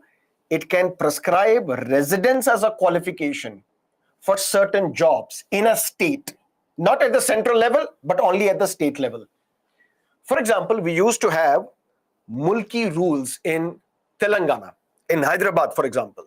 Mulki rules, if you were born in Hyderabad and if you were staying in Hyderabad for 15 years, only you are eligible for various government jobs in Hyderabad. These mulki rules were not unconstitutional. Why? Because they were conferred by the center. Although this order was issued by the Nizam, when Nizam was ruling Hyderabad, but it was extended after the constitution entered into force. It was extended for a period of 10 years. That is why today there is a demand from Telangana that we should have mulki rules back again. But it has not happened. But it used to happen for those who are born in Hyderabad, stayed in Hyderabad, resided in Hyderabad for 15 years, only they can apply for various jobs at the state level. Now, mulki rules are not present. Mulki rules have been discarded. But what is it that you need to understand is that Article 16, just like Article 14 and 15, is not absolute. Exception is there. And what is the exception? If there is no discrimination on the grounds of residence, but residence can be the qualification for certain state-level jobs, and this qualification can be prescribed only by Parliament by passing a law. Clear? Any questions as of now?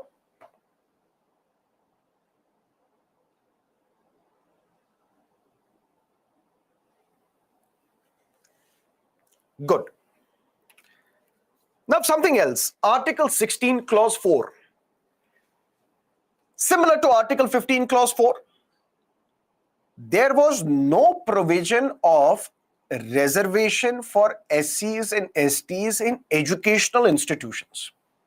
Originally, in the original constitution, when it was enacted on 26 January 1950, there was no reservation for socially and educationally backward classes of citizens for SCs and STs in educational institutions.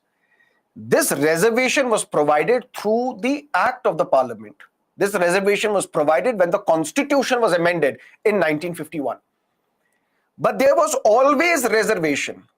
Right from the time the Constitution was enacted, there was always reservation for those who are socially and educationally backward in public employment, for those belonging to SC and ST community.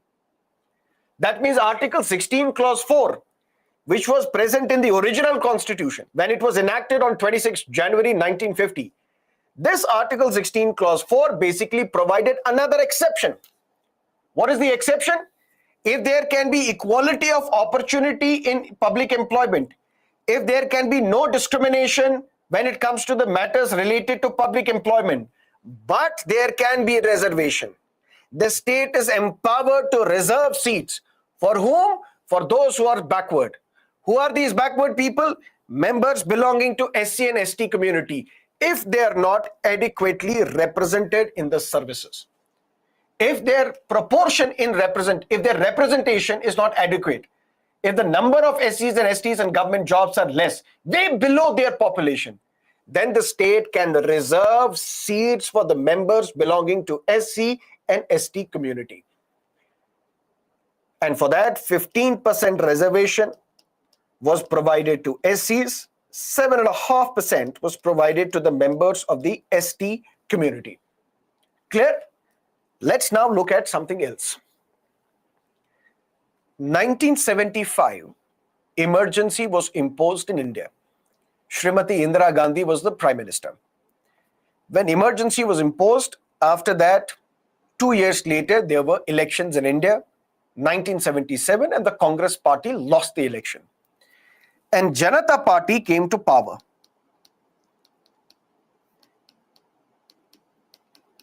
Shri Morarji Desai became the Prime Minister of India. And the central government set up a commission known as, which was headed by a politician from Bihar, Mr. B.P. Mandal. And this commission is known as Mandal Commission.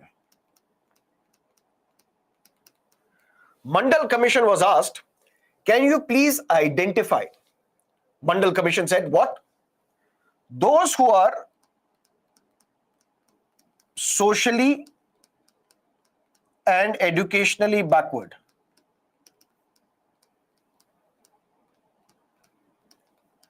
Other than SCs and STs. Said what? SCs and STs, we know they belong to socially and educationally backward classes of citizens. Yes. And for them, we provide reservation in government jobs. Said yes. We also provide them reservation in educational institutions. Mandal Commission said, yes, we know that. Could you please identify others who are also socially and educationally backward, but they are not SCs and STs? Because SCs and STs we have identified, they are backward, we provide them reservation. But apart from SCs and STs, look at the entire population, and could you please identify those who are socially and educationally backward so that we can provide benefits to them? Mandal Commission said, no issues, we will identify. Mandal Commission came up with its report and said there is 52% of our population, other than SCs and STs, they are also socially and educationally backward. That means if we look at the population of India, apart from SCs and STs, when we look at the entire population, we can identify based on history, based on evidence, based on research, that there is 52% of our population which is also socially and educationally backward.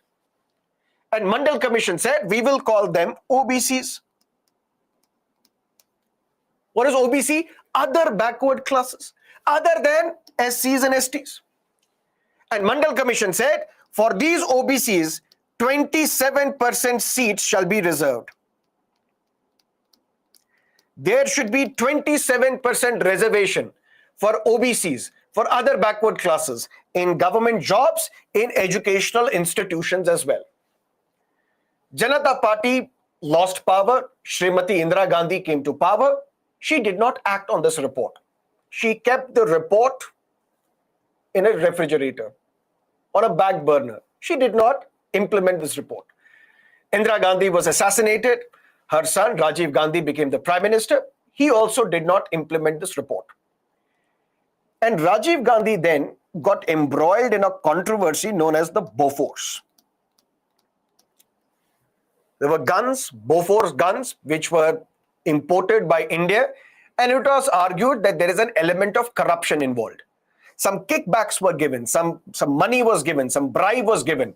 Rajiv Gandhi is responsible. Rajiv Gandhi's the then best friend, Amitabh Bachchan, was also responsible. According to allegation, later on court said Amitabh Bachchan is not guilty. Amitabh Bachchan then was the member of the parliament from Allahabad constituency, and he then resigned.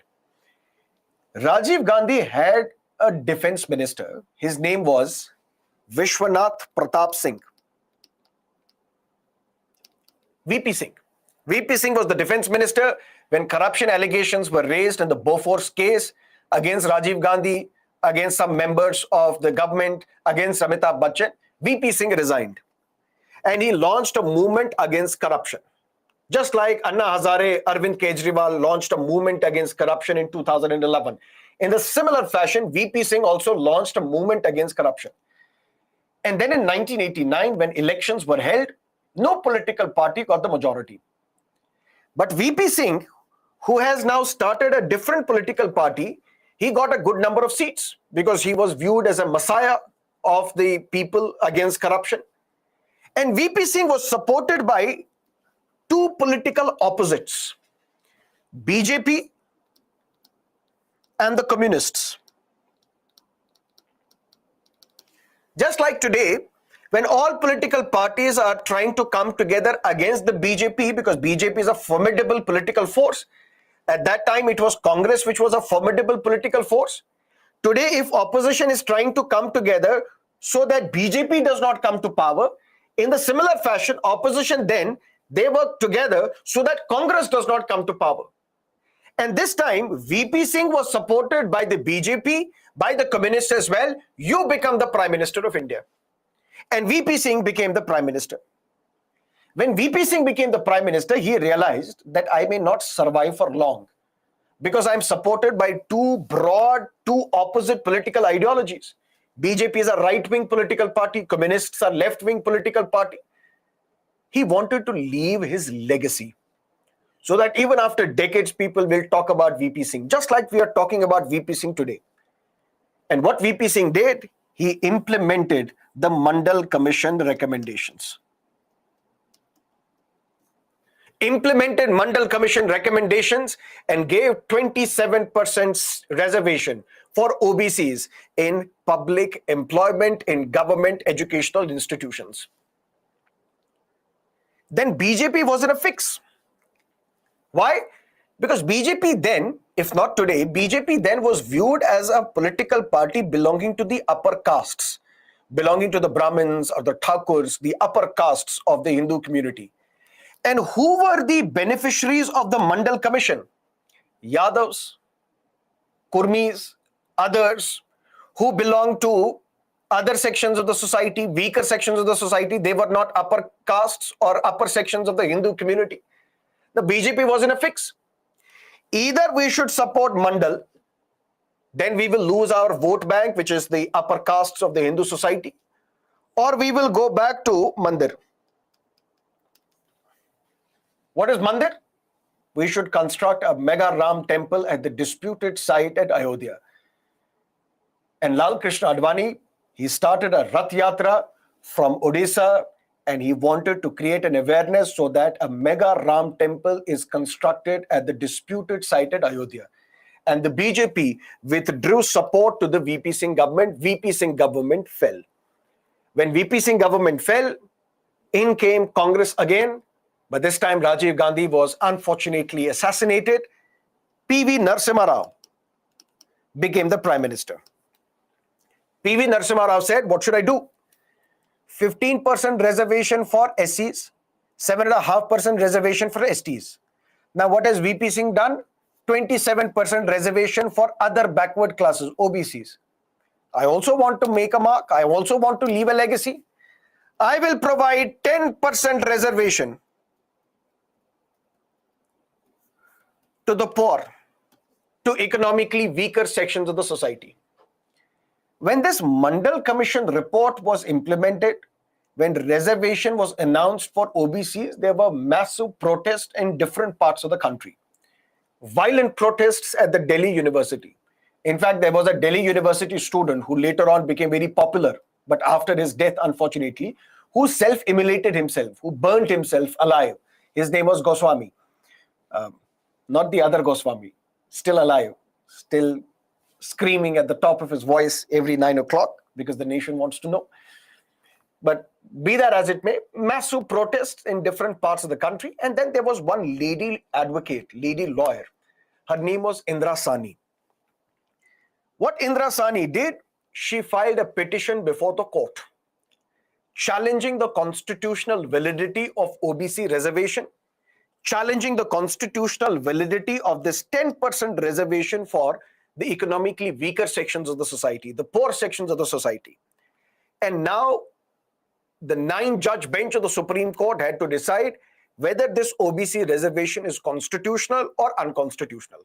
Now let's look at what did Indra Sani versus Union of India 1992 case decide, and this case is also known as the Mandal case. Now listen to me carefully. There was no challenge to reservation in public employment for SCs and STs in this case because it was already provided. There was no challenge to the reservation provided to SCs and STs in educational institutions because that case was already decided in the 1950s. In 1992, the case was specific to, is OBC reservation constitutional? The case was specific to, is 10% reservation constitutional for poor?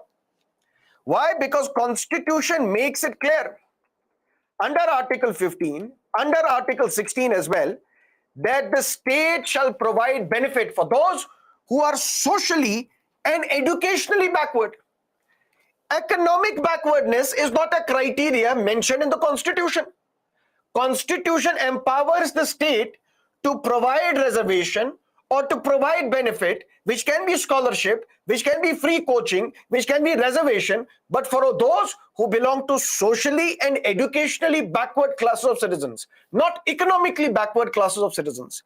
So whether this 10% reservation for economically poor, whether this 10% reservation is constitutional, and whether this OBC reservation is constitutional, these are the two critical points that Supreme Court had to decide in Indra Sani versus Union of India. And the Supreme Court said, number one, Article 16 Clause 4 is an enabling clause.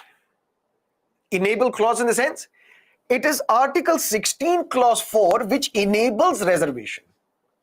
But reservation is not a fundamental right. Sir, what are you saying? Reservation is not a fundamental right. Sir, how can you say this? Look at Article 15 of the Constitution. Article 15 Clause 4 does not bar the state, does not prohibit the state from making any special provision for the advancement of socially and educationally backward classes of citizens. Tell me, is there any mention of the word reservation in Article 15, Clause 4? No. Article 15, Clause 4 only talks about making a special provision. Special provision can be scholarship. Special provision can be free coaching. Special provision can be reservation as well. But Constitution does not say that you have the right to reserve seats for socially and educationally backward class of citizens. Sir, but Article 16, Clause 4 explicitly talks about reservation. How? It empowers the state to reserve seats in favor of backward class of citizens. Sir, Article 16 talks about reservation. So reservation is a fundamental right. Supreme Court said, no, read Article 16, Clause 4 in great detail. Read it fully. It says the state can reserve seats provided if these classes are not adequately represented in administration. That means what we need data. What is the data? If you are providing OBCs 27% reservation, first you have to tell me on what grounds are you identifying that these are the castes who are socially and educationally backward. That means first there should be a commission. There should be a body which should do research, which should conduct a study to identify, and on what grounds are you identifying them as socially and educationally backward. And once you have identified them, show us what is their representation in administration. If OBCs are 52% of the population, but in the government jobs they are 70%, that means they are adequately represented in administration. That means there is no discrimination. So why should you provide reservation to them? But if you say that these are socially and educationally backward classes of groups, if this is the OBC list, tell us how have you identified these caste groups? On what grounds? On what parameters? On what basis? And once you have identified, if we are satisfied that yes, this is done logically, then give us the data. How many of these individuals are occupying government jobs, are occupying government positions? If they are adequately represented in the administration, then you can't reserve seats for them. Then you can't provide them reservation. That is why we are saying reservation is not a fundamental right. Reservation is at the discretion of the state. If the state wants to give reservation, it can. If the state does not want to give reservation, it may not. Right to reservation is not a fundamental right. Because Article 16, Clause 4, which enables reservation, it enables reservation for those who are socially backward, educationally backward, and at the same time, they are not adequately represented in the administration. And whenever you provide reservation, 5 constitutional requirements must be met. Without meeting these 5 requirements, you cannot provide reservation to any group, except SCs and STs, because that was not challenged in this case. What are these 5 requirements? Number 1, prove to us that they are socially and educationally backward. Show us your study. How have you studied these groups? On what parameters, on what basis are you saying that these are socially and educationally backward? So first, we need to be assured that this list of OBC, they are socially and educationally backward. Second, you have to prove to us that they are not adequately represented in the administration. Third, concept of creamy layer shall apply. What is this creamy layer? Here is an OBC. But there is one OBC and there is another OBC. What is one OBC? He belongs to this group, but his father is holding a constitutional post. Father is the president. Father is the governor. Father is the judge of the Supreme Court or High Court.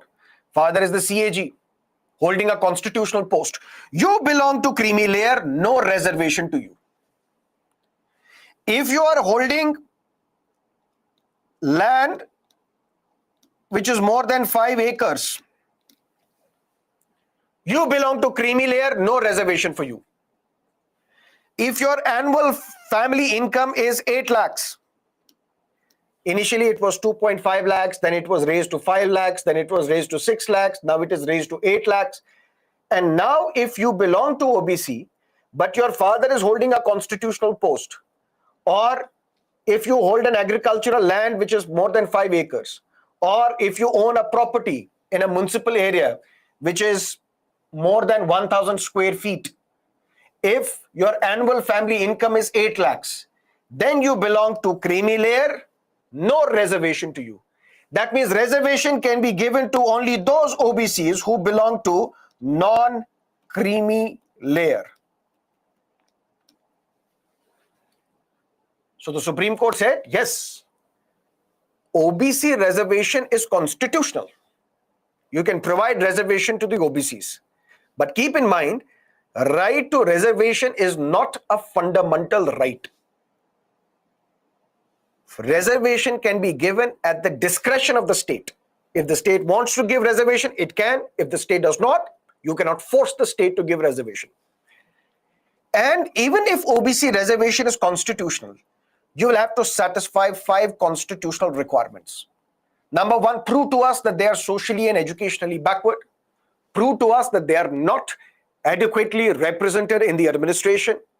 Reservation will apply only to the non-creamy layer. Creamy layer will not get reservation benefit. And reservation cannot at any point exceed 50%.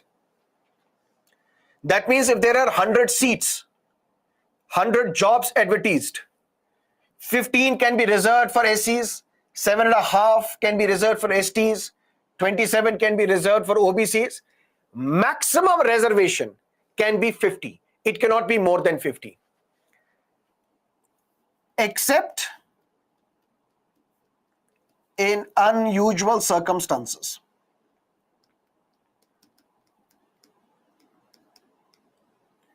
Or compelling circumstances. That means you can breach this 50% cap. You can violate this 50% limit as well, but only in extraordinary circumstances, only in compelling circumstances, unusual circumstances. But otherwise, you will have to stick to 50% limit. And fifth, everything is possible subject to Article 335. And what is the subject to Article 335? Subject to the efficiency in administration. You can't say that we will provide reservation to OBCs, but then you will lower down the merit to such a level that these people will not be able to efficiently manage the work. If the educational requirement is graduation, you cannot say that for OBCs it should be 10th pass. You can tweak the percentage. You can say for graduation, your percentage, if for others it's 50%, for you it can be 40%. But you can't say you should not be a graduate, even then you will be eligible for this post, because then efficiency will be flirted with. Do whatever you want to do, provide reservation, but don't flirt with the efficiency in administration. That cannot happen. Efficiency in administration should not get affected, should be maintained at all costs. OBC reservation is constitutional. But Supreme Court was further asked, sir, what about 10% reservation given to the economically poor, weaker sections of the society? Supreme Court said this reservation, 10% reservation for economically poor, weaker sections of the society, this is unconstitutional. Why? Because Constitution recognizes only 2 kinds of backwardness, either social backwardness or educational backwardness. Economic backwardness is not a criteria at all. There can be no reservation on economic grounds, only for those who are socially and educationally backward.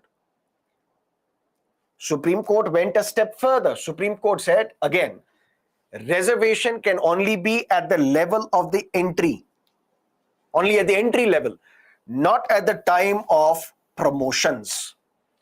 That means once you're recruited, there can be reservation. But later on, when all those who are recruited, they are to be promoted.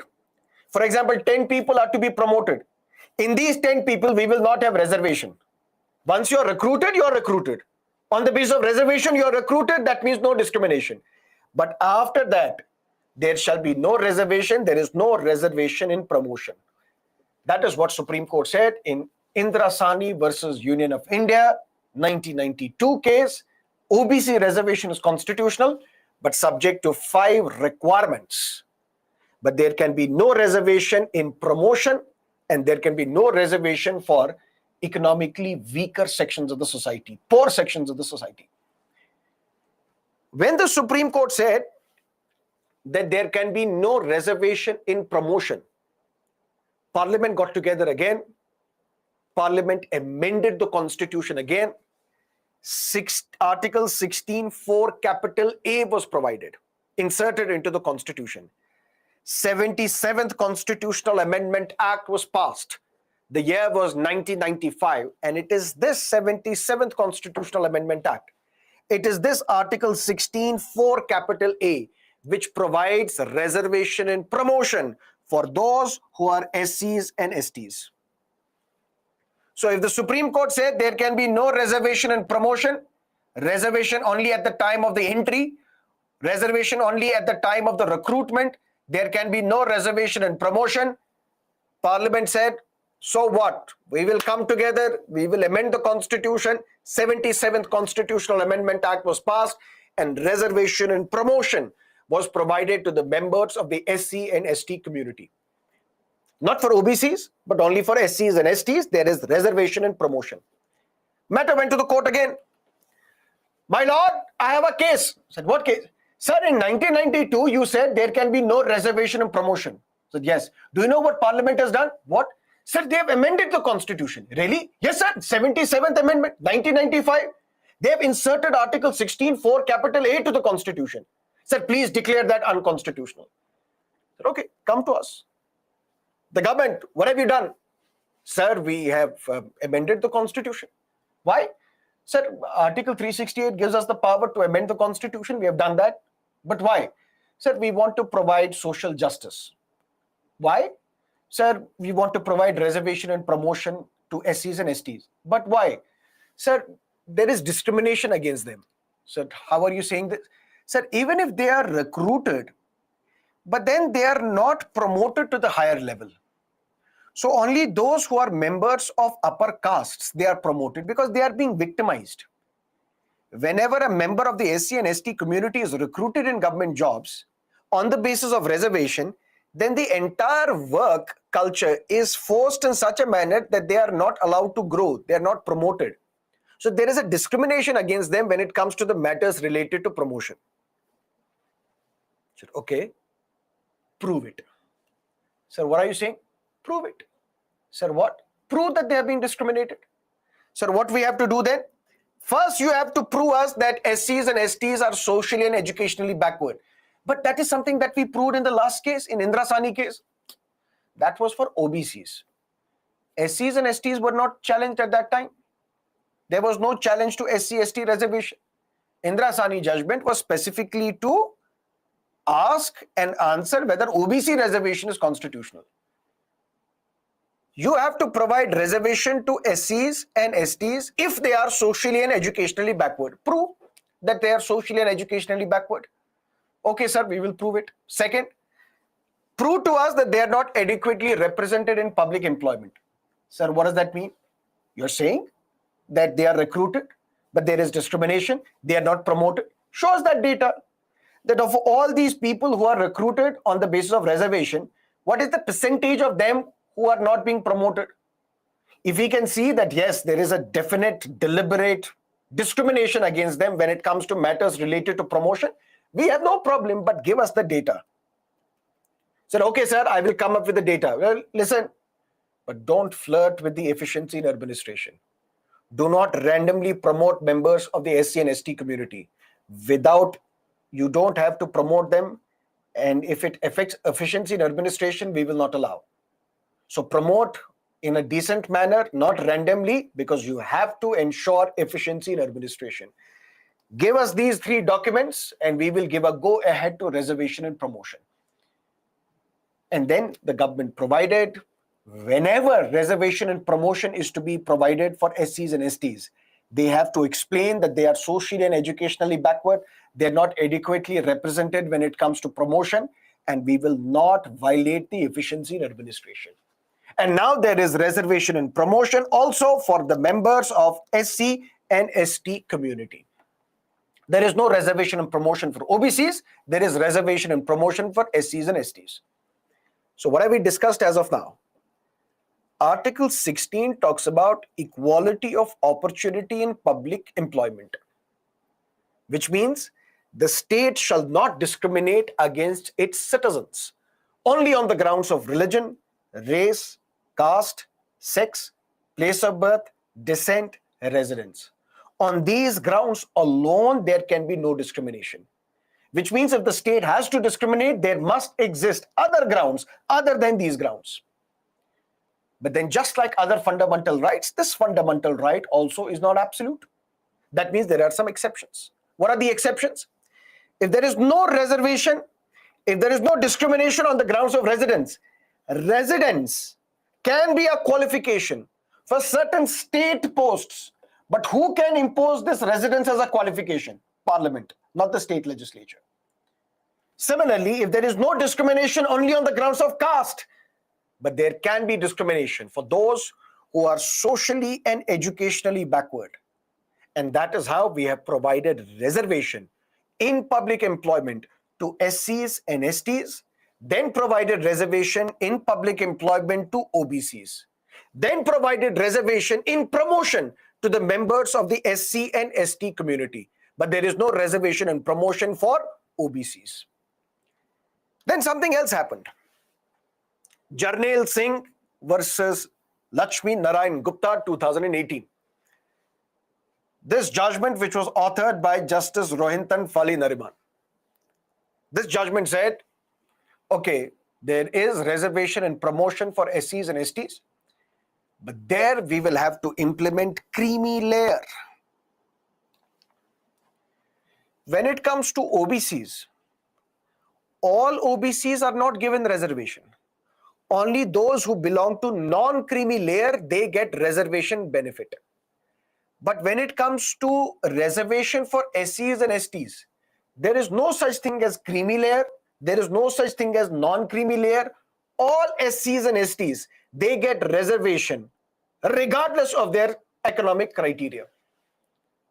But then in 2018, Supreme Court said, when it comes to promotion, not at the time of the entry, not at the time of the recruitment, at the time of the recruitment at the entry level, all SCs and STs will get reservation.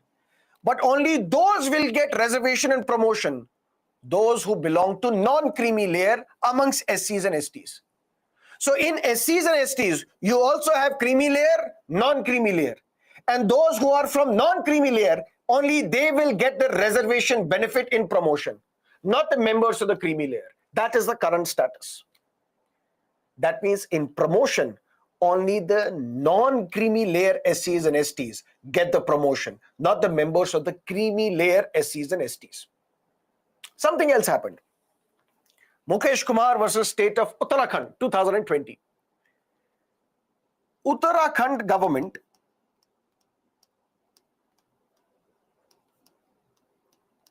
issued a notification, a recruitment notification. Don't ask me any questions as of now. Just listen to me patiently.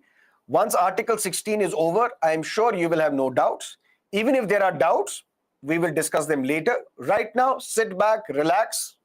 Don't ask any questions. Don't waste your time. Uttarakhand government issued a notification inviting applications for government jobs. And this notification said no reservation in promotion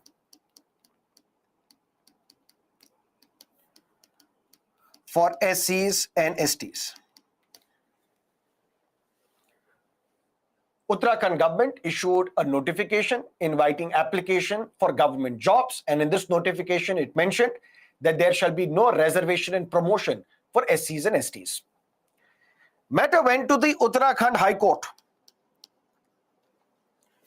Uttarakhand High Court said, how can you do this? reservation and promotion. How can you not provide reservation for SCs and STs? Uttarakhand government said, it's our discretion. We want to provide, we may not want to provide, and we have decided not to provide reservation and promotion for SCs and STs. Uttarakhand High Court said, no, you can't do that. So tell us then, what do we do? Give us the data. Said, all the time you're asking for data? Said, yes. On that data, we will make a judgment. Give us the data that SCs and STs are adequately represented in administration. That is why you don't need to give them reservation and promotion. Give us the data which can convince us that in higher positions of the government, there is adequate representation of SCs and STs, which means you don't need to provide them reservation and promotion. Give us this data. Uttarakhand government appealed before the Supreme Court.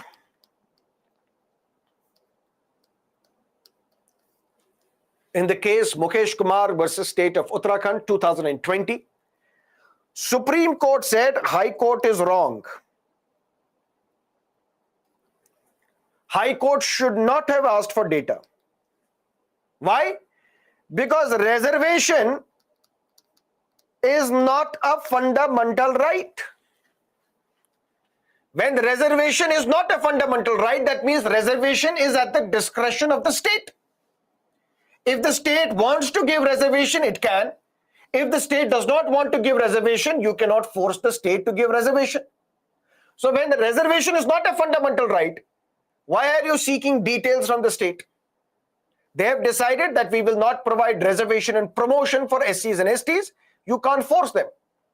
Which means in Mukesh Kumar case, Supreme Court has reiterated the same thing that was said by the Supreme Court in Indira Sani case. Reservation is at the discretion of the state.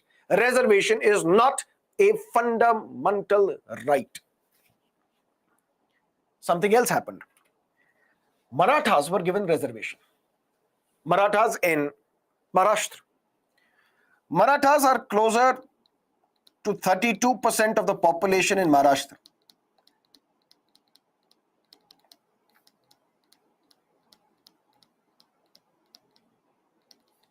And they are politically well off. In a sense, they have political representation in large numbers. They have been chief ministers. They're also well adequately represented in administration as well. But whether because of political consideration or genuine, we don't know. But the government in Maharashtra said we will provide reservation to the Marathas in government, in educational institutions, as well as in government jobs. But for that, a commission was set up known as Maharashtra State Socially and Educationally Backward Class Commission, which was created under this act passed by the Maharashtra legislature. Because what has Supreme Court said in Indira Sani case? You can provide reservation to OBCs. Marathas are to be included in OBCs. Marathas are the OBCs, to be included in OBCs as the reservation criteria. Supreme Court in Indira Sani case said, you can include people in OBC group, but for that you have to tell us on what grounds have you included them. You have to prove to us that they are socially and educationally backward. Did you conduct a survey?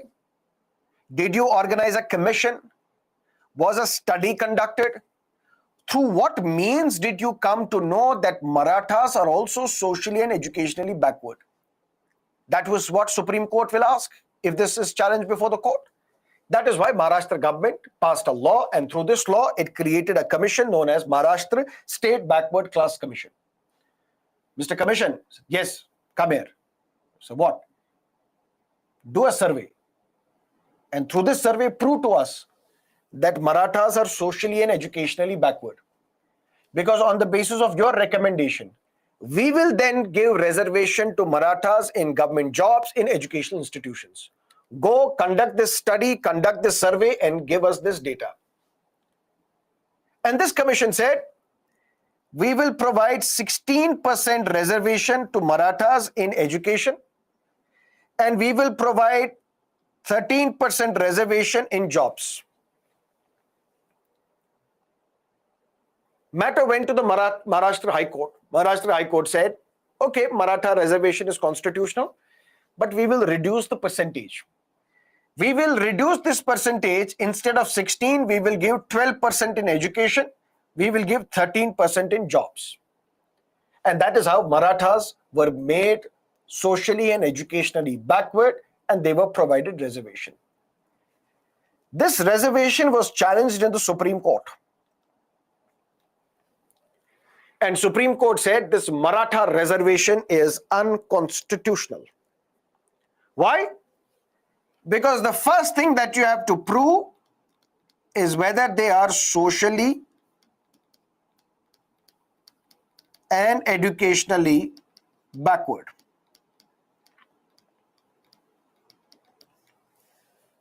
Various arguments were given by Maharashtra government that basis this commission which we have set up, they have recommended, they have identified that Marathas are socially and educationally backward. One grounds on the basis of which Maharashtra government said Marathas are socially and educationally backward, they said that some of them are dabbawalas.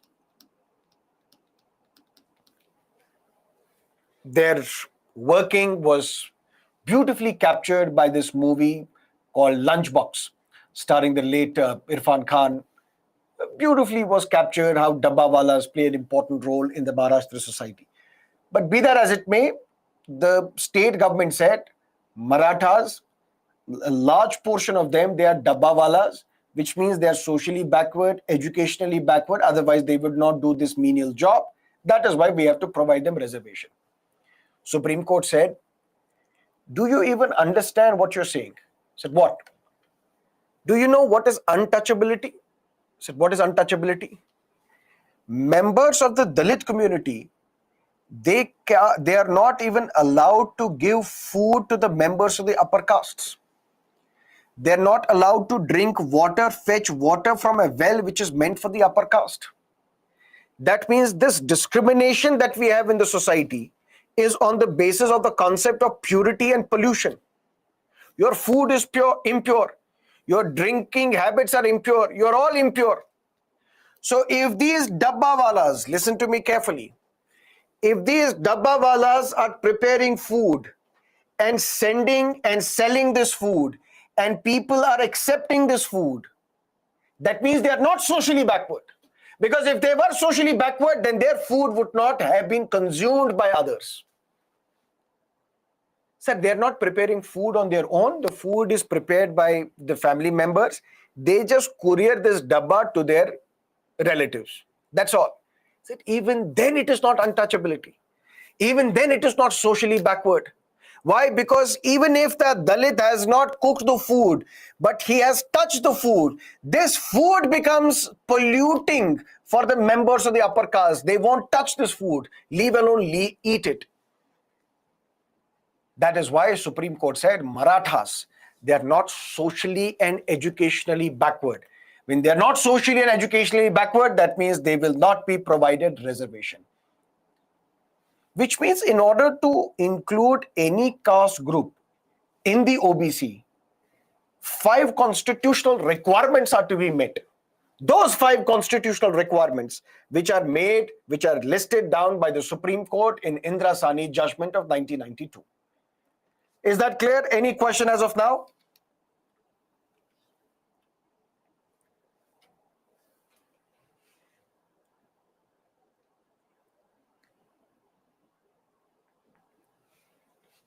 Okay. Then something else. Supreme Court said if there are 100 seats or 100 jobs, for example, 50 are for open category, 50 under the reserved category. Open category, that means open for all. In open category, you can have people from general category, you can have people from SC, ST, OBC, any group. But these 50 will only be from the reserved category, only SCs, STs, OBCs, so on and so forth. The court said, if there are 100 seats and 50 had been reserved, what if only 30 have been filled? 20 are vacant. What will happen to these 20 seats? Will these 20 jobs be merged in the open category? Or will these 20 jobs will be carry forwarded to the next year? The government has said we will never recruit people from the general category under those seats which are reserved for the reserved category. We will carry forward these seats to next year, then to the next year, then to the next year. That means under no circumstance will we appoint people from the general category, open category in the reserved category. Supreme Court said no. Then in that way you are violating the efficiency in administration. Said yes. Then what you should do, if there are these 20 seats which remain vacant, carry forward them to the next year and fill them from the reserved category next year. If next year also they remain vacant, carry forward to another year. If next year also they remain vacant, carry forward them to another year. But maximum number of times you can carry forward these seats is 3 years. If in 3 years these seats are remained unfilled, you're not able to fill these seats from the members of the reserved category, then these seats will go under the open category. There was a lot of hue and cry at that time. It was alleged that the government will keep some seats unfilled, which are reserved for the categories. And after 3 years, it will merge these seats with the open category. It will be violating the rights of SCs, STs, and OBCs. Parliament said, don't worry, let's come together, let's amend the constitution. Constitution was amended. 85th Constitutional Amendment Act was passed. The year was 2000. Mr. Vajpayee was the Prime Minister. Article 16(4) capital B was added. Under Article 16(4) capital B, these seats which remain vacant can be carry forwarded to the next year, then to the next year, then to the next year for n number of years. Under no circumstances, no matter what, these seats will never be merged with the open category. That is what we call carry forward policy. So what is carry forward policy? If there are seats which are reserved for certain categories and these seats remain unfilled, what will happen to these seats? Court said these seats will be filled by the open category after 3 years. Constitution was amended. Article 16(4) capital B was inserted into the Constitution. The year was 2000, 81st Constitutional Amendment Act. The Parliament said these seats under no circumstances will be merged with the open category. These seats will remain under the reserved category for n number of years. That is 16(4) capital B.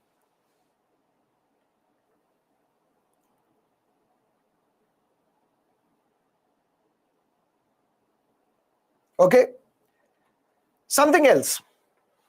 Let's say, for example, there is a temple in Tirupati, TTD, Tirumala Tirupati Devasthanam.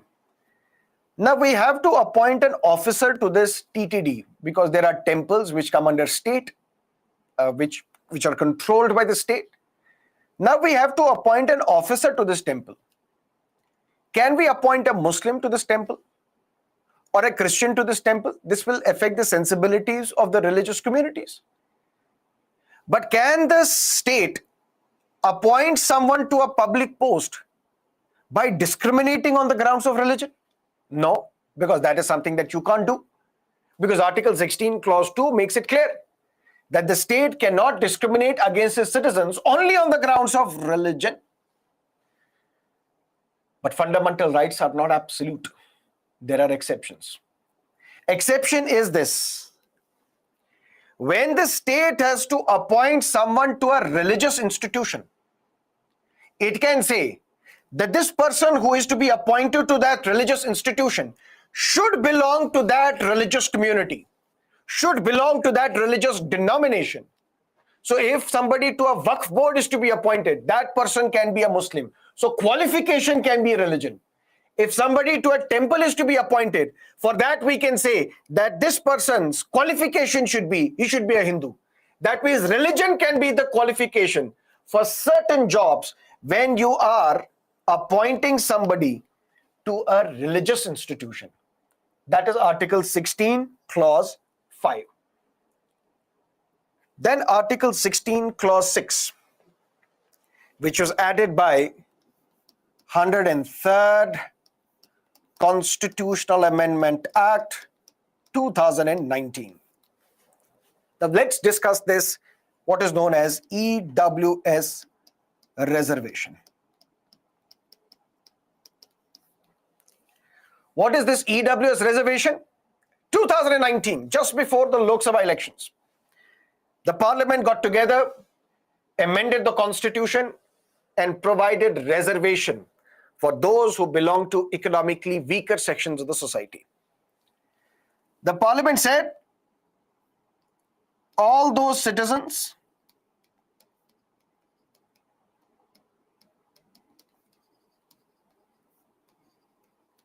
who are not the beneficiaries of the existing reservation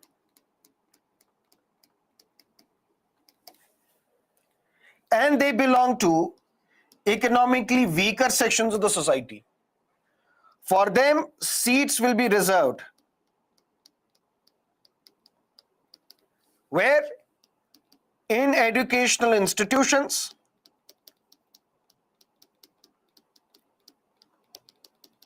where? In government jobs.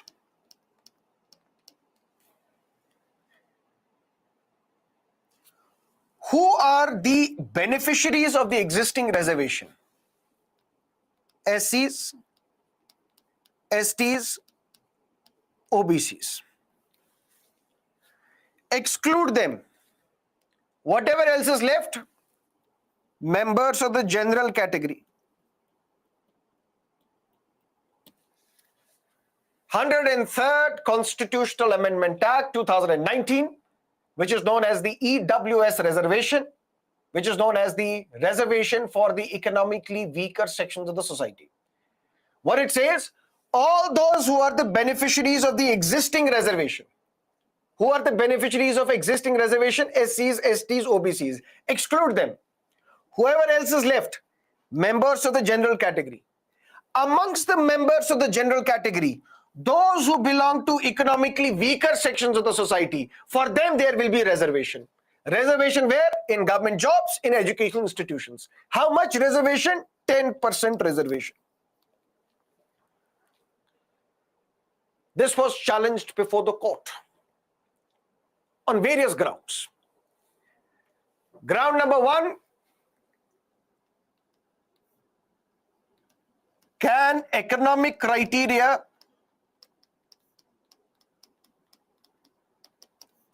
be the basis for reservation?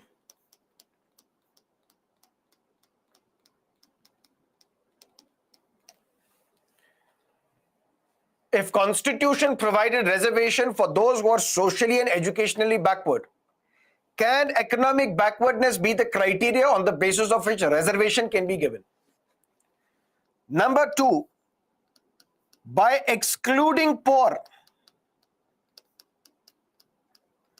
who belong to SC, ST, OBC community, are you not violating social justice?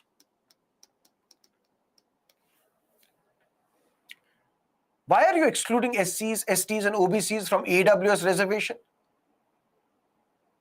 That's question number two. Third, violation of 50% cap on reservations.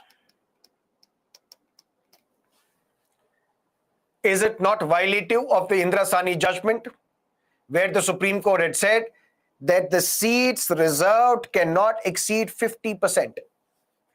And if you are providing reservation to EWS as well, which means the total percentage would reach close to 59.5%, which means you're violating the 50% cap imposed by the Supreme Court. On these three grounds, this was challenged before the court. And the court said there is no problem with EWS reservation. EWS reservation is constitutional. Why? Number one, what is the difference between the 10% reservation which was given to economically weaker sections of the society by the Narasimha Rao government and the 10% reservation given by Mr. Modi's government to economically weaker sections of the society? Why was one struck down and the other was upheld? It's not that judiciary is Mr. Modi's bucks and they do whatever Mr. Modi says. That's not the case. Even if that is the case, but that's not something that you can write in the exam. Clear? In 1991, when Shri Narasimha Rao provided reservation to economically weaker sections of the society, that was done by a government order. Government issued an order, government issued a notification and said 10% jobs shall be reserved for poor, weaker sections of the society. When this matter went to the court, the Supreme Court said you have issued an order which violates the Constitution. How? Because Constitution talks about only two kinds of backwardness: social backwardness and educational backwardness. Economic backwardness is not a criteria for providing reservation. So this 10% reservation given by a government order violates the Constitution, as such is unconstitutional. When the BJP government had to provide reservation to weaker sections of the society, Mr. Modi was told, but sir, in 1992 Indira Sahni case, this has been struck down. You can't provide reservation to the poor. Mr. Modi asked the Attorney General, I'm just creating a fictional story. I don't know whether this has happened or not, but this is how you will understand this. Mr. Modi asked the Attorney General, what do we do? Said, sir, I have a solution. Said, what? Said, let's amend the Constitution. How? Sir, Article 368. That I know, but how do we amend the Constitution means, what do we do with that? If Constitution mentions only social and educational backwardness, why can't we change the Constitution and say social backwardness, educational backwardness, and economic backwardness as well? Then even if this matter goes to the court, court will look at the Constitution, Constitution will say, okay, economic backwardness is a criteria.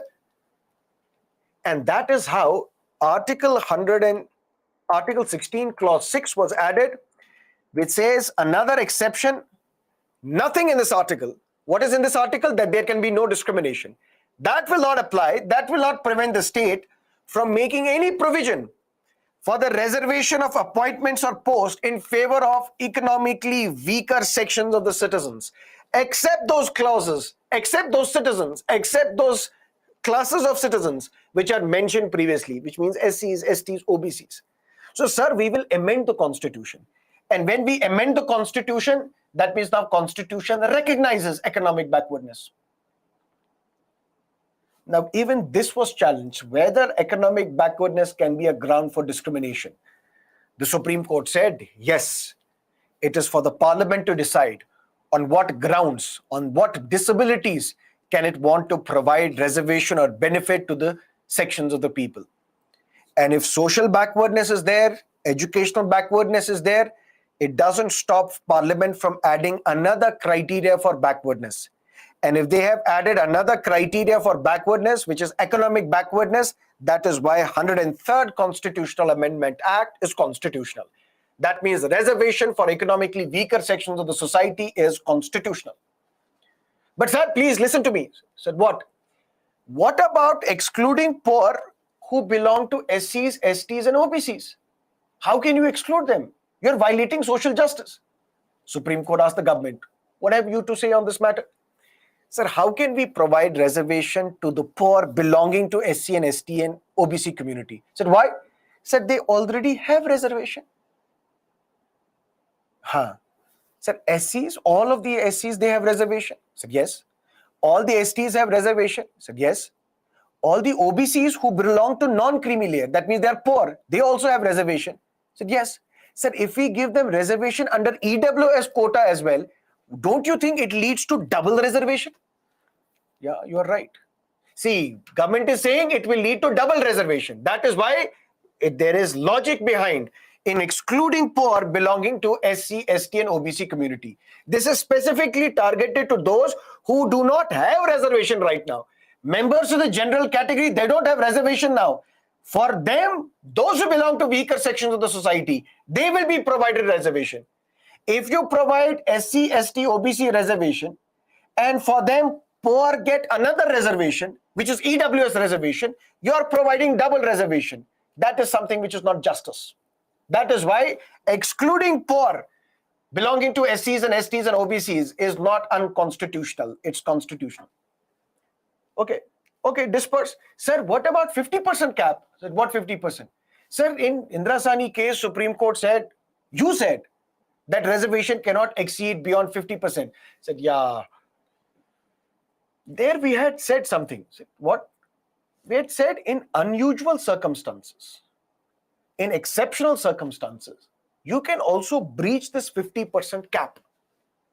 And today, these are exceptional times. Exceptional times in the sense, 50% cap is not written in hard stone. It's not cast in stone. Situations vary, circumstances vary. And now the circumstances, if there is poverty, if there is poor people are rising, there is inequality is rising, we have to breach this 50% cap as well. So this 50% breach, if it has happened, it is okay, because in exceptional circumstances, we will allow. And this time, Mr. Modi, we are allowing you. Please go ahead. Reservation is constitutional. And the same thing is there in Tamil Nadu as well. In Tamil Nadu, the reservation is close to 69%. And for Tamil Nadu, it was allowed initially. Right now, the case is before the court. I'll tell you what that case is all about.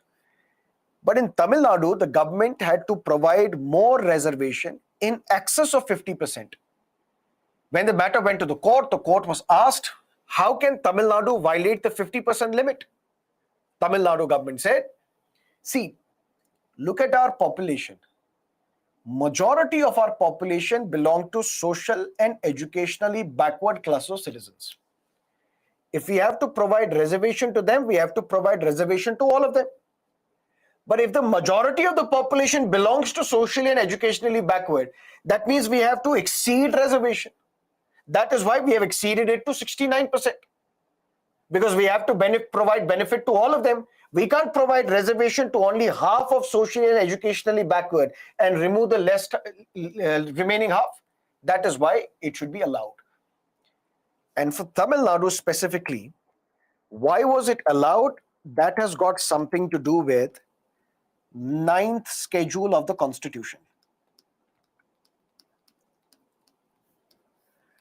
To understand 9th schedule, we will discuss in Directive Principles of State Policy in great detail.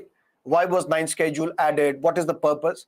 But very briefly here, so that you understand Tamil Nadu reservation, or you understand the reservation, or you understand the demand coming from Telangana, from Andhra Pradesh, from Karnataka, from Madhya Pradesh, from Maharashtra, because they also want to exceed the 50% cap, and they want Parliament to place a law in 9th schedule.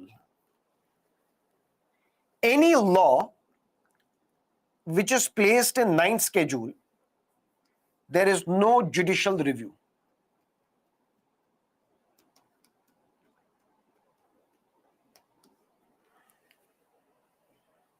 There is no judicial review.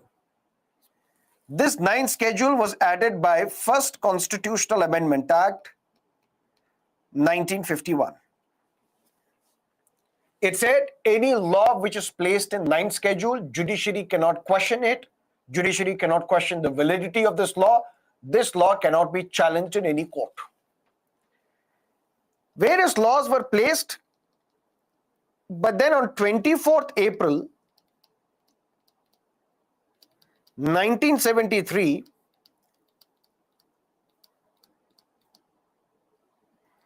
in Keshavananda Bharti case, Supreme Court said there is something called basic structure, which no law passed by the Parliament can violate, which no amendment to the Constitution can violate.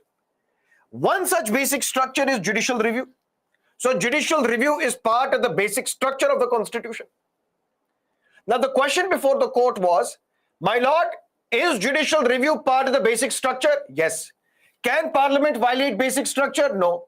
That means can Parliament pass a law which says there can be no judicial review? Said no, that cannot happen. Sir, then what about ninth schedule? Sir, what about ninth schedule? Sir, law says any law which is placed in ninth schedule, constitution says there is no judicial review. Said, yeah, that is there. So what we will say, any law which is placed in ninth schedule before 24th April 1973, there is no judicial review. Because till that time, there was no such concept of basic structure. But any law placed in ninth schedule after 24th April 1973, there shall be judicial review.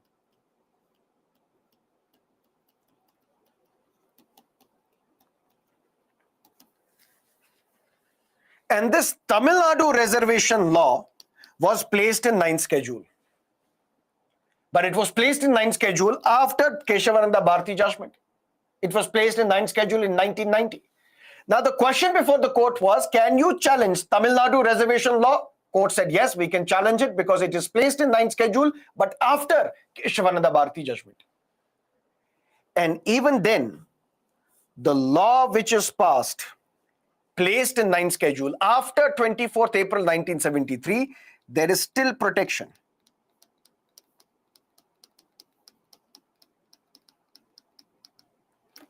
What is the protection? Listen to me carefully. Can a law violate Constitution? Can a law violate Constitution? No.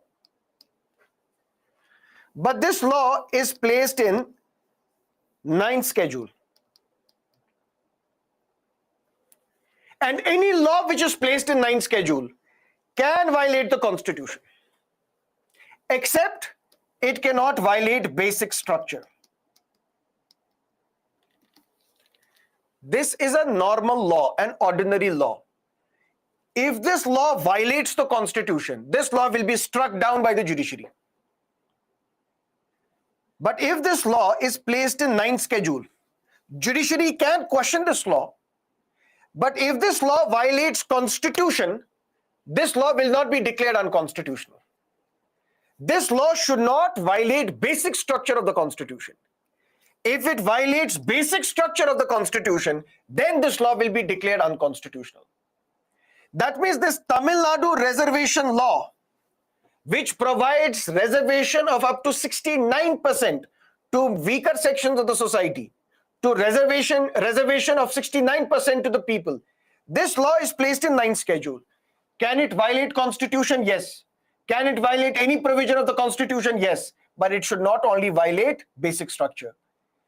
Is this provision that reservation cannot exceed beyond 50%, is this part of the basic structure? No, it's not. When it is not part of the basic structure, that means this law gets protection. That is why Andhra Pradesh, Telangana, Tamil Nadu, Karnataka, they're all saying that we want to extend reservation to our OBC groups. But please place this law in the ninth schedule. Because once this law is placed in ninth schedule, it can violate any provision of the Constitution except the basic structure. And since 50% limit is not part of the basic structure, this law will be saved. That is the whole history of reservation. And let's summarize this. Article 16, it says there shall be no discrimination when it comes to the matters related to public employment. That means only on the grounds of religion, race, caste, sex, place of birth, descent, residence, there can be no discrimination. But this fundamental right is not absolute. There are exceptions. What are the exceptions? Now reservation is provided for SCs, STs, OBCs, and economically weaker sections of the society. But reservation is not a fundamental right. Reservation is at the discretion of the state. If the state wants to give reservation, it can. If the state does not want to give reservation, it may not. What is the link of EWS reservation? Why EWS reservation was declared constitutional by the court? The court said if previously social and educational backwardness was a criteria on the basis of which reservation could have been given, we can't stop Parliament from adding more criteria. If they have added economic criteria as a ground for reservation, it is constitutional. But this reservation, EWS reservation, it says 10% seats shall be reserved for those who do not have existing reservation, who are not from SCs, STs, OBCs. The court had to decide whether excluding the poor belonging to these SCs, STs, and OBCs, whether exclusion of them is constitutional. The court said if we provide them reservation under EWS as well, then it amounts to double reservation, and that is why it is not allowed. And 50% limit imposed by the Indira Sahni judgment that reservation cannot exceed beyond 50%. This is not part of the basic structure. You can exceed 50% in exceptional circumstances, in unique circumstances. And that is how we have seen extension was given to EWS. Because of EWS reservation, now we have 59.5% reservation at the central level. But then what is the link with 9th schedule? 9th schedule, when it was added to the constitution in 1951, it said that any law placed in 9th schedule, there will be no judicial review. Judiciary cannot question the validity of such law. And various laws were placed in 9th schedule. Matter went to the court. It was IR Kolo judgment. Prior to that, it was Vaman Rai judgment. We will discuss these judgments in schedule as well. But very briefly here, the question before the court was, sir, if judicial review is part of the basic structure, no law of the parliament can violate basic structure, then these laws which are placed in 9th schedule, can you not question these laws? Can you not check these laws whether these laws are constitutional or unconstitutional?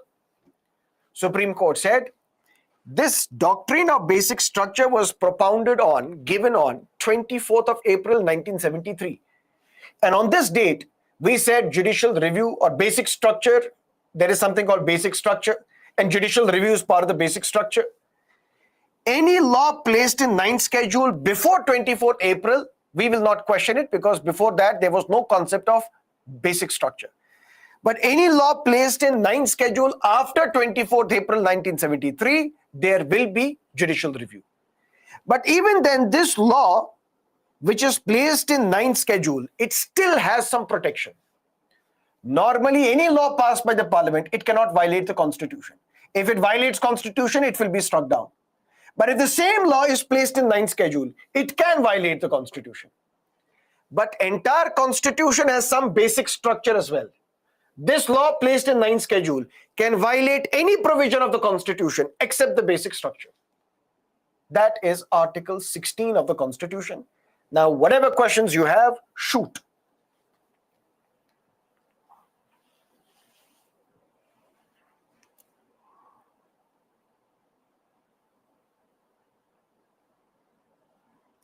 Can a candidate who is eligible to apply under reservation category get enrolled under open category? Yes. If such is the case, then what will happen to the seat under the reservation category? Some other member from the reservation category will get that post. Sir, is it necessary to memorize all this? My dear, if it was not necessary, we would not be discussing. We're not here out of passion. So let's discuss reservation today because I love it. This is required for the exam.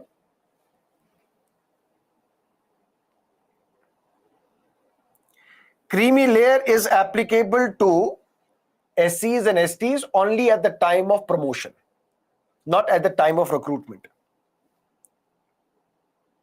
Sir, what the court will say in Tamil Nadu reservation? I am not an astrologer. I don't know. I can't know. I won't know. When they will rule on this matter, we will discuss.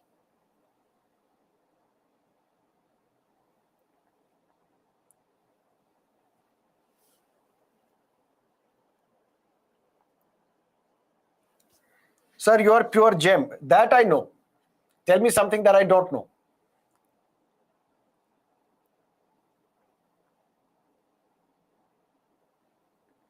What rights are included in basic structure? We'll discuss that in basic structure.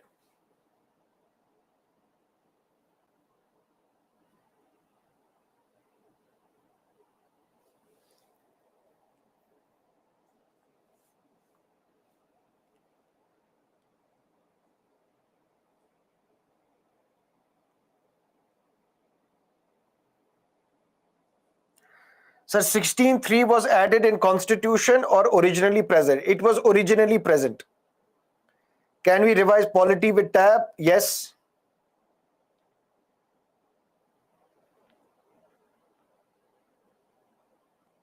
How to remember all these? Revise. Revision is the key.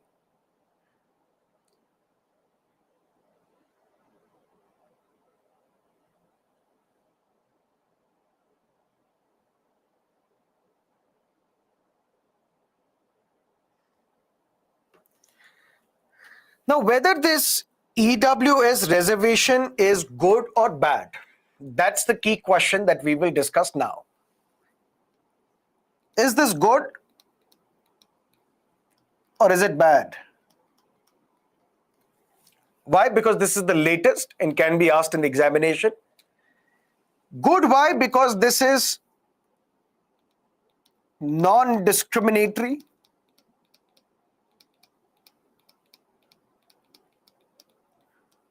Or should we say a secular law? Why secular law? Because as of now, when you look at SC reservation, who gets reservation for under SC category? Hindus. Because you say there is no caste-based discrimination in Islam or Christianity or in other religions. You have discrimination only in Hindus. That is why SCs are given reservation. So the existing reservation system that we have is basically oriented towards the Hindu community. SCs, or all of them, are Hindus. STs may have Christians and Muslims as well. OBCs also will have Christians and Muslims. But predominantly, this reservation is for the Hindu community because that is where we saw social and educational backwardness. The best thing about this EWS reservation is that it is a purely secular law, in a sense that there is no discrimination on the grounds of religion. That means anybody who is poor, no matter which region you belong from, no matter which religion you come from, you will get reservation. That's point number one. That's the good thing about this law. Second, it will help eliminate the stigma which is attached with reservation. You go to a college, go to an IIT or an IIM, or go to any college for that matter, or go to a hospital, for example, or go to a public place, a government office, for example, you will see that people are segregated. Do you know that guy? Yeah. He's from category. That's why he got this job. That's why he got this educational seat. Otherwise, he was not talented or she was not talented. And then you end up in a fight, brawl. Who are you? How dare you talk to me like this? You are here because you get the reservation. So you treat reservation as some sort of a stigma in the society.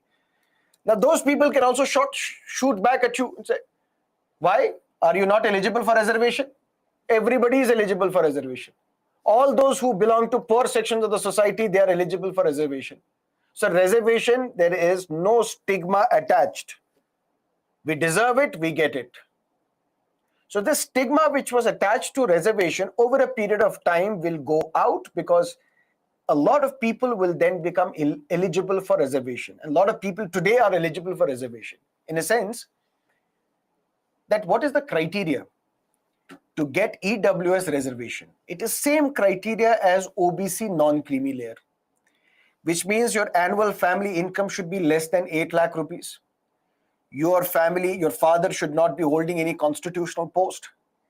It also means that you should have a property in a municipal area or a flat less than 1,000 square feet, so on and so forth. The criteria, the eligibility is so wide that it amounts to close to 95% of the population becoming eligible for EWS reservation. How many percent people pay income tax? 2% people. 95% people, according to various estimates, their annual family income is less than 8 lakh rupees, which means 95% people means almost the entire population of India is eligible for EWS reservation. So then there can be no stigma attached to reservation. SC reservation, ST reservation, OBC reservation, they will shoot back at you and say EWS reservation. And then nobody will talk about reservation like an evil. It's a win-win situation for everybody. That's the consequence of this law. Third, if you are from SC community, but your father is a minister, your father is holding a constitutional post, or your annual income is in crores, still you get reservation. That means you may be studying in a top school with top coaching, with Byju's, the learning app, the early school app, whatever it is, best type of coaching or very expensive coaching as well. Still you are getting the benefits of reservation.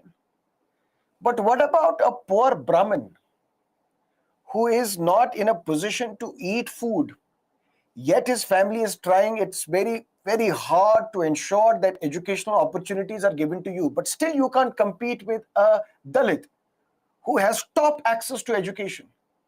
So you are creating a situation where after 1991, where economic liberalization took place, rich are becoming richer and the poor are remaining poorer. Oxfam report, which was released recently, and consistently it has said that top 1% people in the world, they control the resources of the remaining 99%. In India, we have the top 40% of the population. They control almost everything. So economic backwardness is a reality staring at our face. And it is high time we recognize it. And that is why economic backwardness is a good identifier, good criteria to provide reservation. These are some of the good points regarding the EWS reservation. But then there are some bad points as well. Bad points in the sense, we need to understand that reservation is not a poverty alleviation program.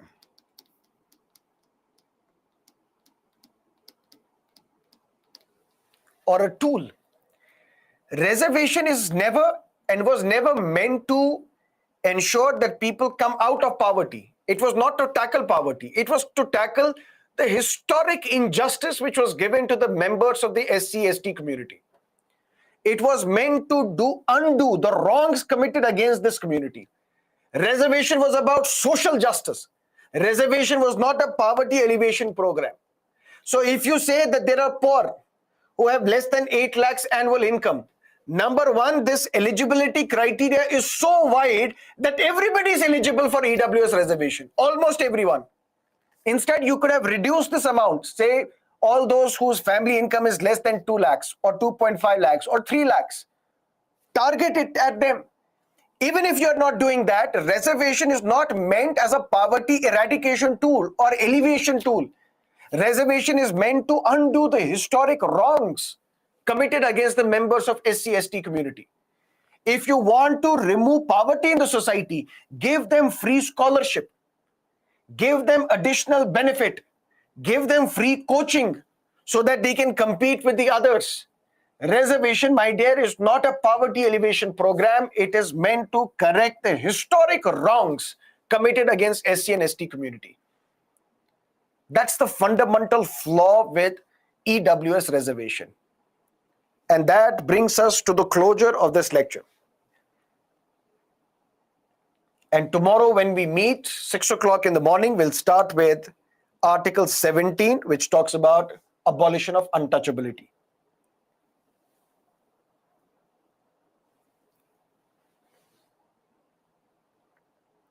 Why there shall be judicial review for a law after 1973 judgment? Because after 1973, judicial review is part of the basic structure. And no law can violate basic structure.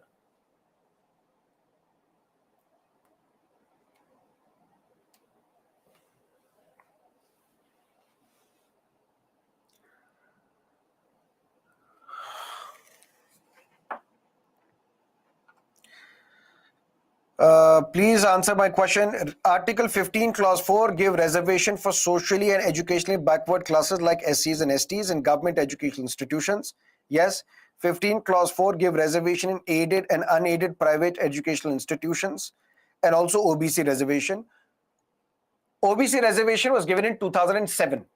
It was provided by a law called CEI, Central Educational Institutes Reservation of Seats Act 2007. 15 Clause 5 gives reservation for those who are socially and educationally backward in government, private, aided, unaided institutions.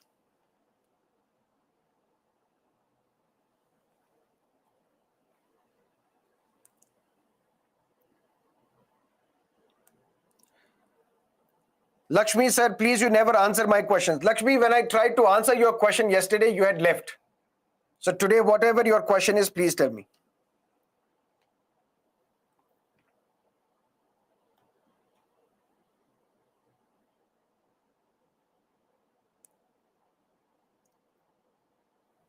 Sir, can state reduce percentage of reservation? State can, but then it will be political suicide. That government will lose power if they reduce reservation. You can only expand reservation, but you can't reduce it.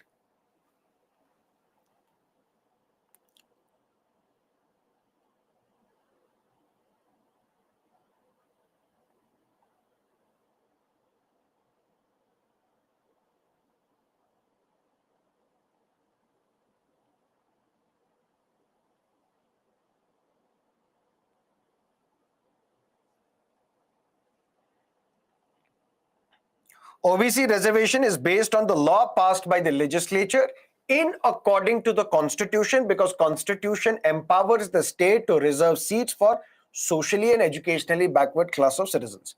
Because OBCs are also socially and educationally backward, that is why reservation for them.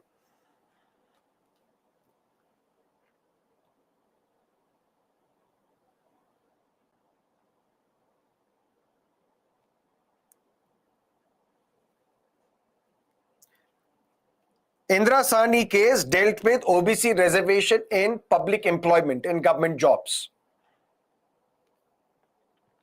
Can we withdraw this reservation system? Reservation is at the discretion of the state. If the state wants, it can continue. If the state doesn't want, it can eliminate reservation.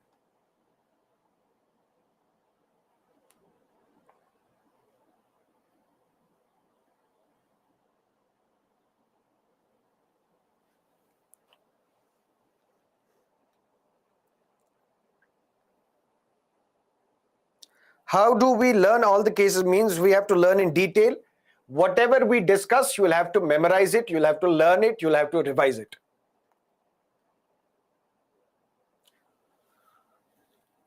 Now Lakshmi is gone again. Now tomorrow she'll say I'm not answering her questions. Lakshmi, where are you?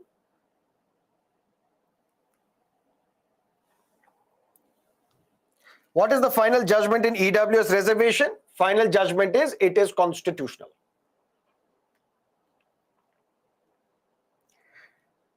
PWD reservation is mentioned in the constitution. No, it's not mentioned. It comes under OBC.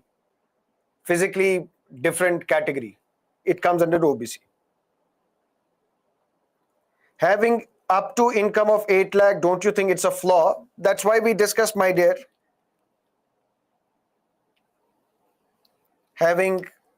You are basically giving reservation to 95% of the population. 8 lakh is too wide a criteria.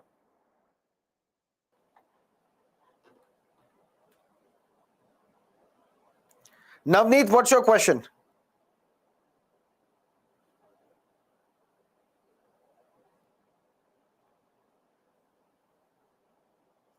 Basic structure is arbitrary power of the court, so it violates basic structure. We'll discuss that in basic structure, not here. Here we'll discuss fundamental rights. In basic structure doctrine, we'll discuss everything related to the basic structure. Does notes made from tablet videos sufficient? Yes, but it is better if you join the live class, because here we gave yesterday's example, day before yesterday's example. So it's better if you, instead of a tablet, you follow the live classes.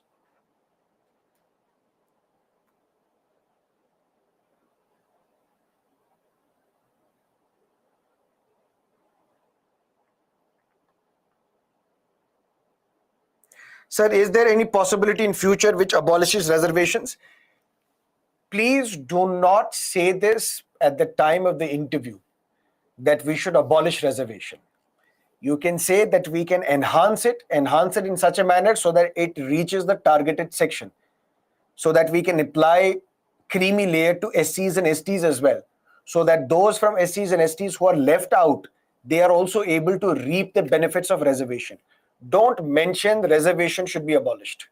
Reservation should continue, but with some tweaks.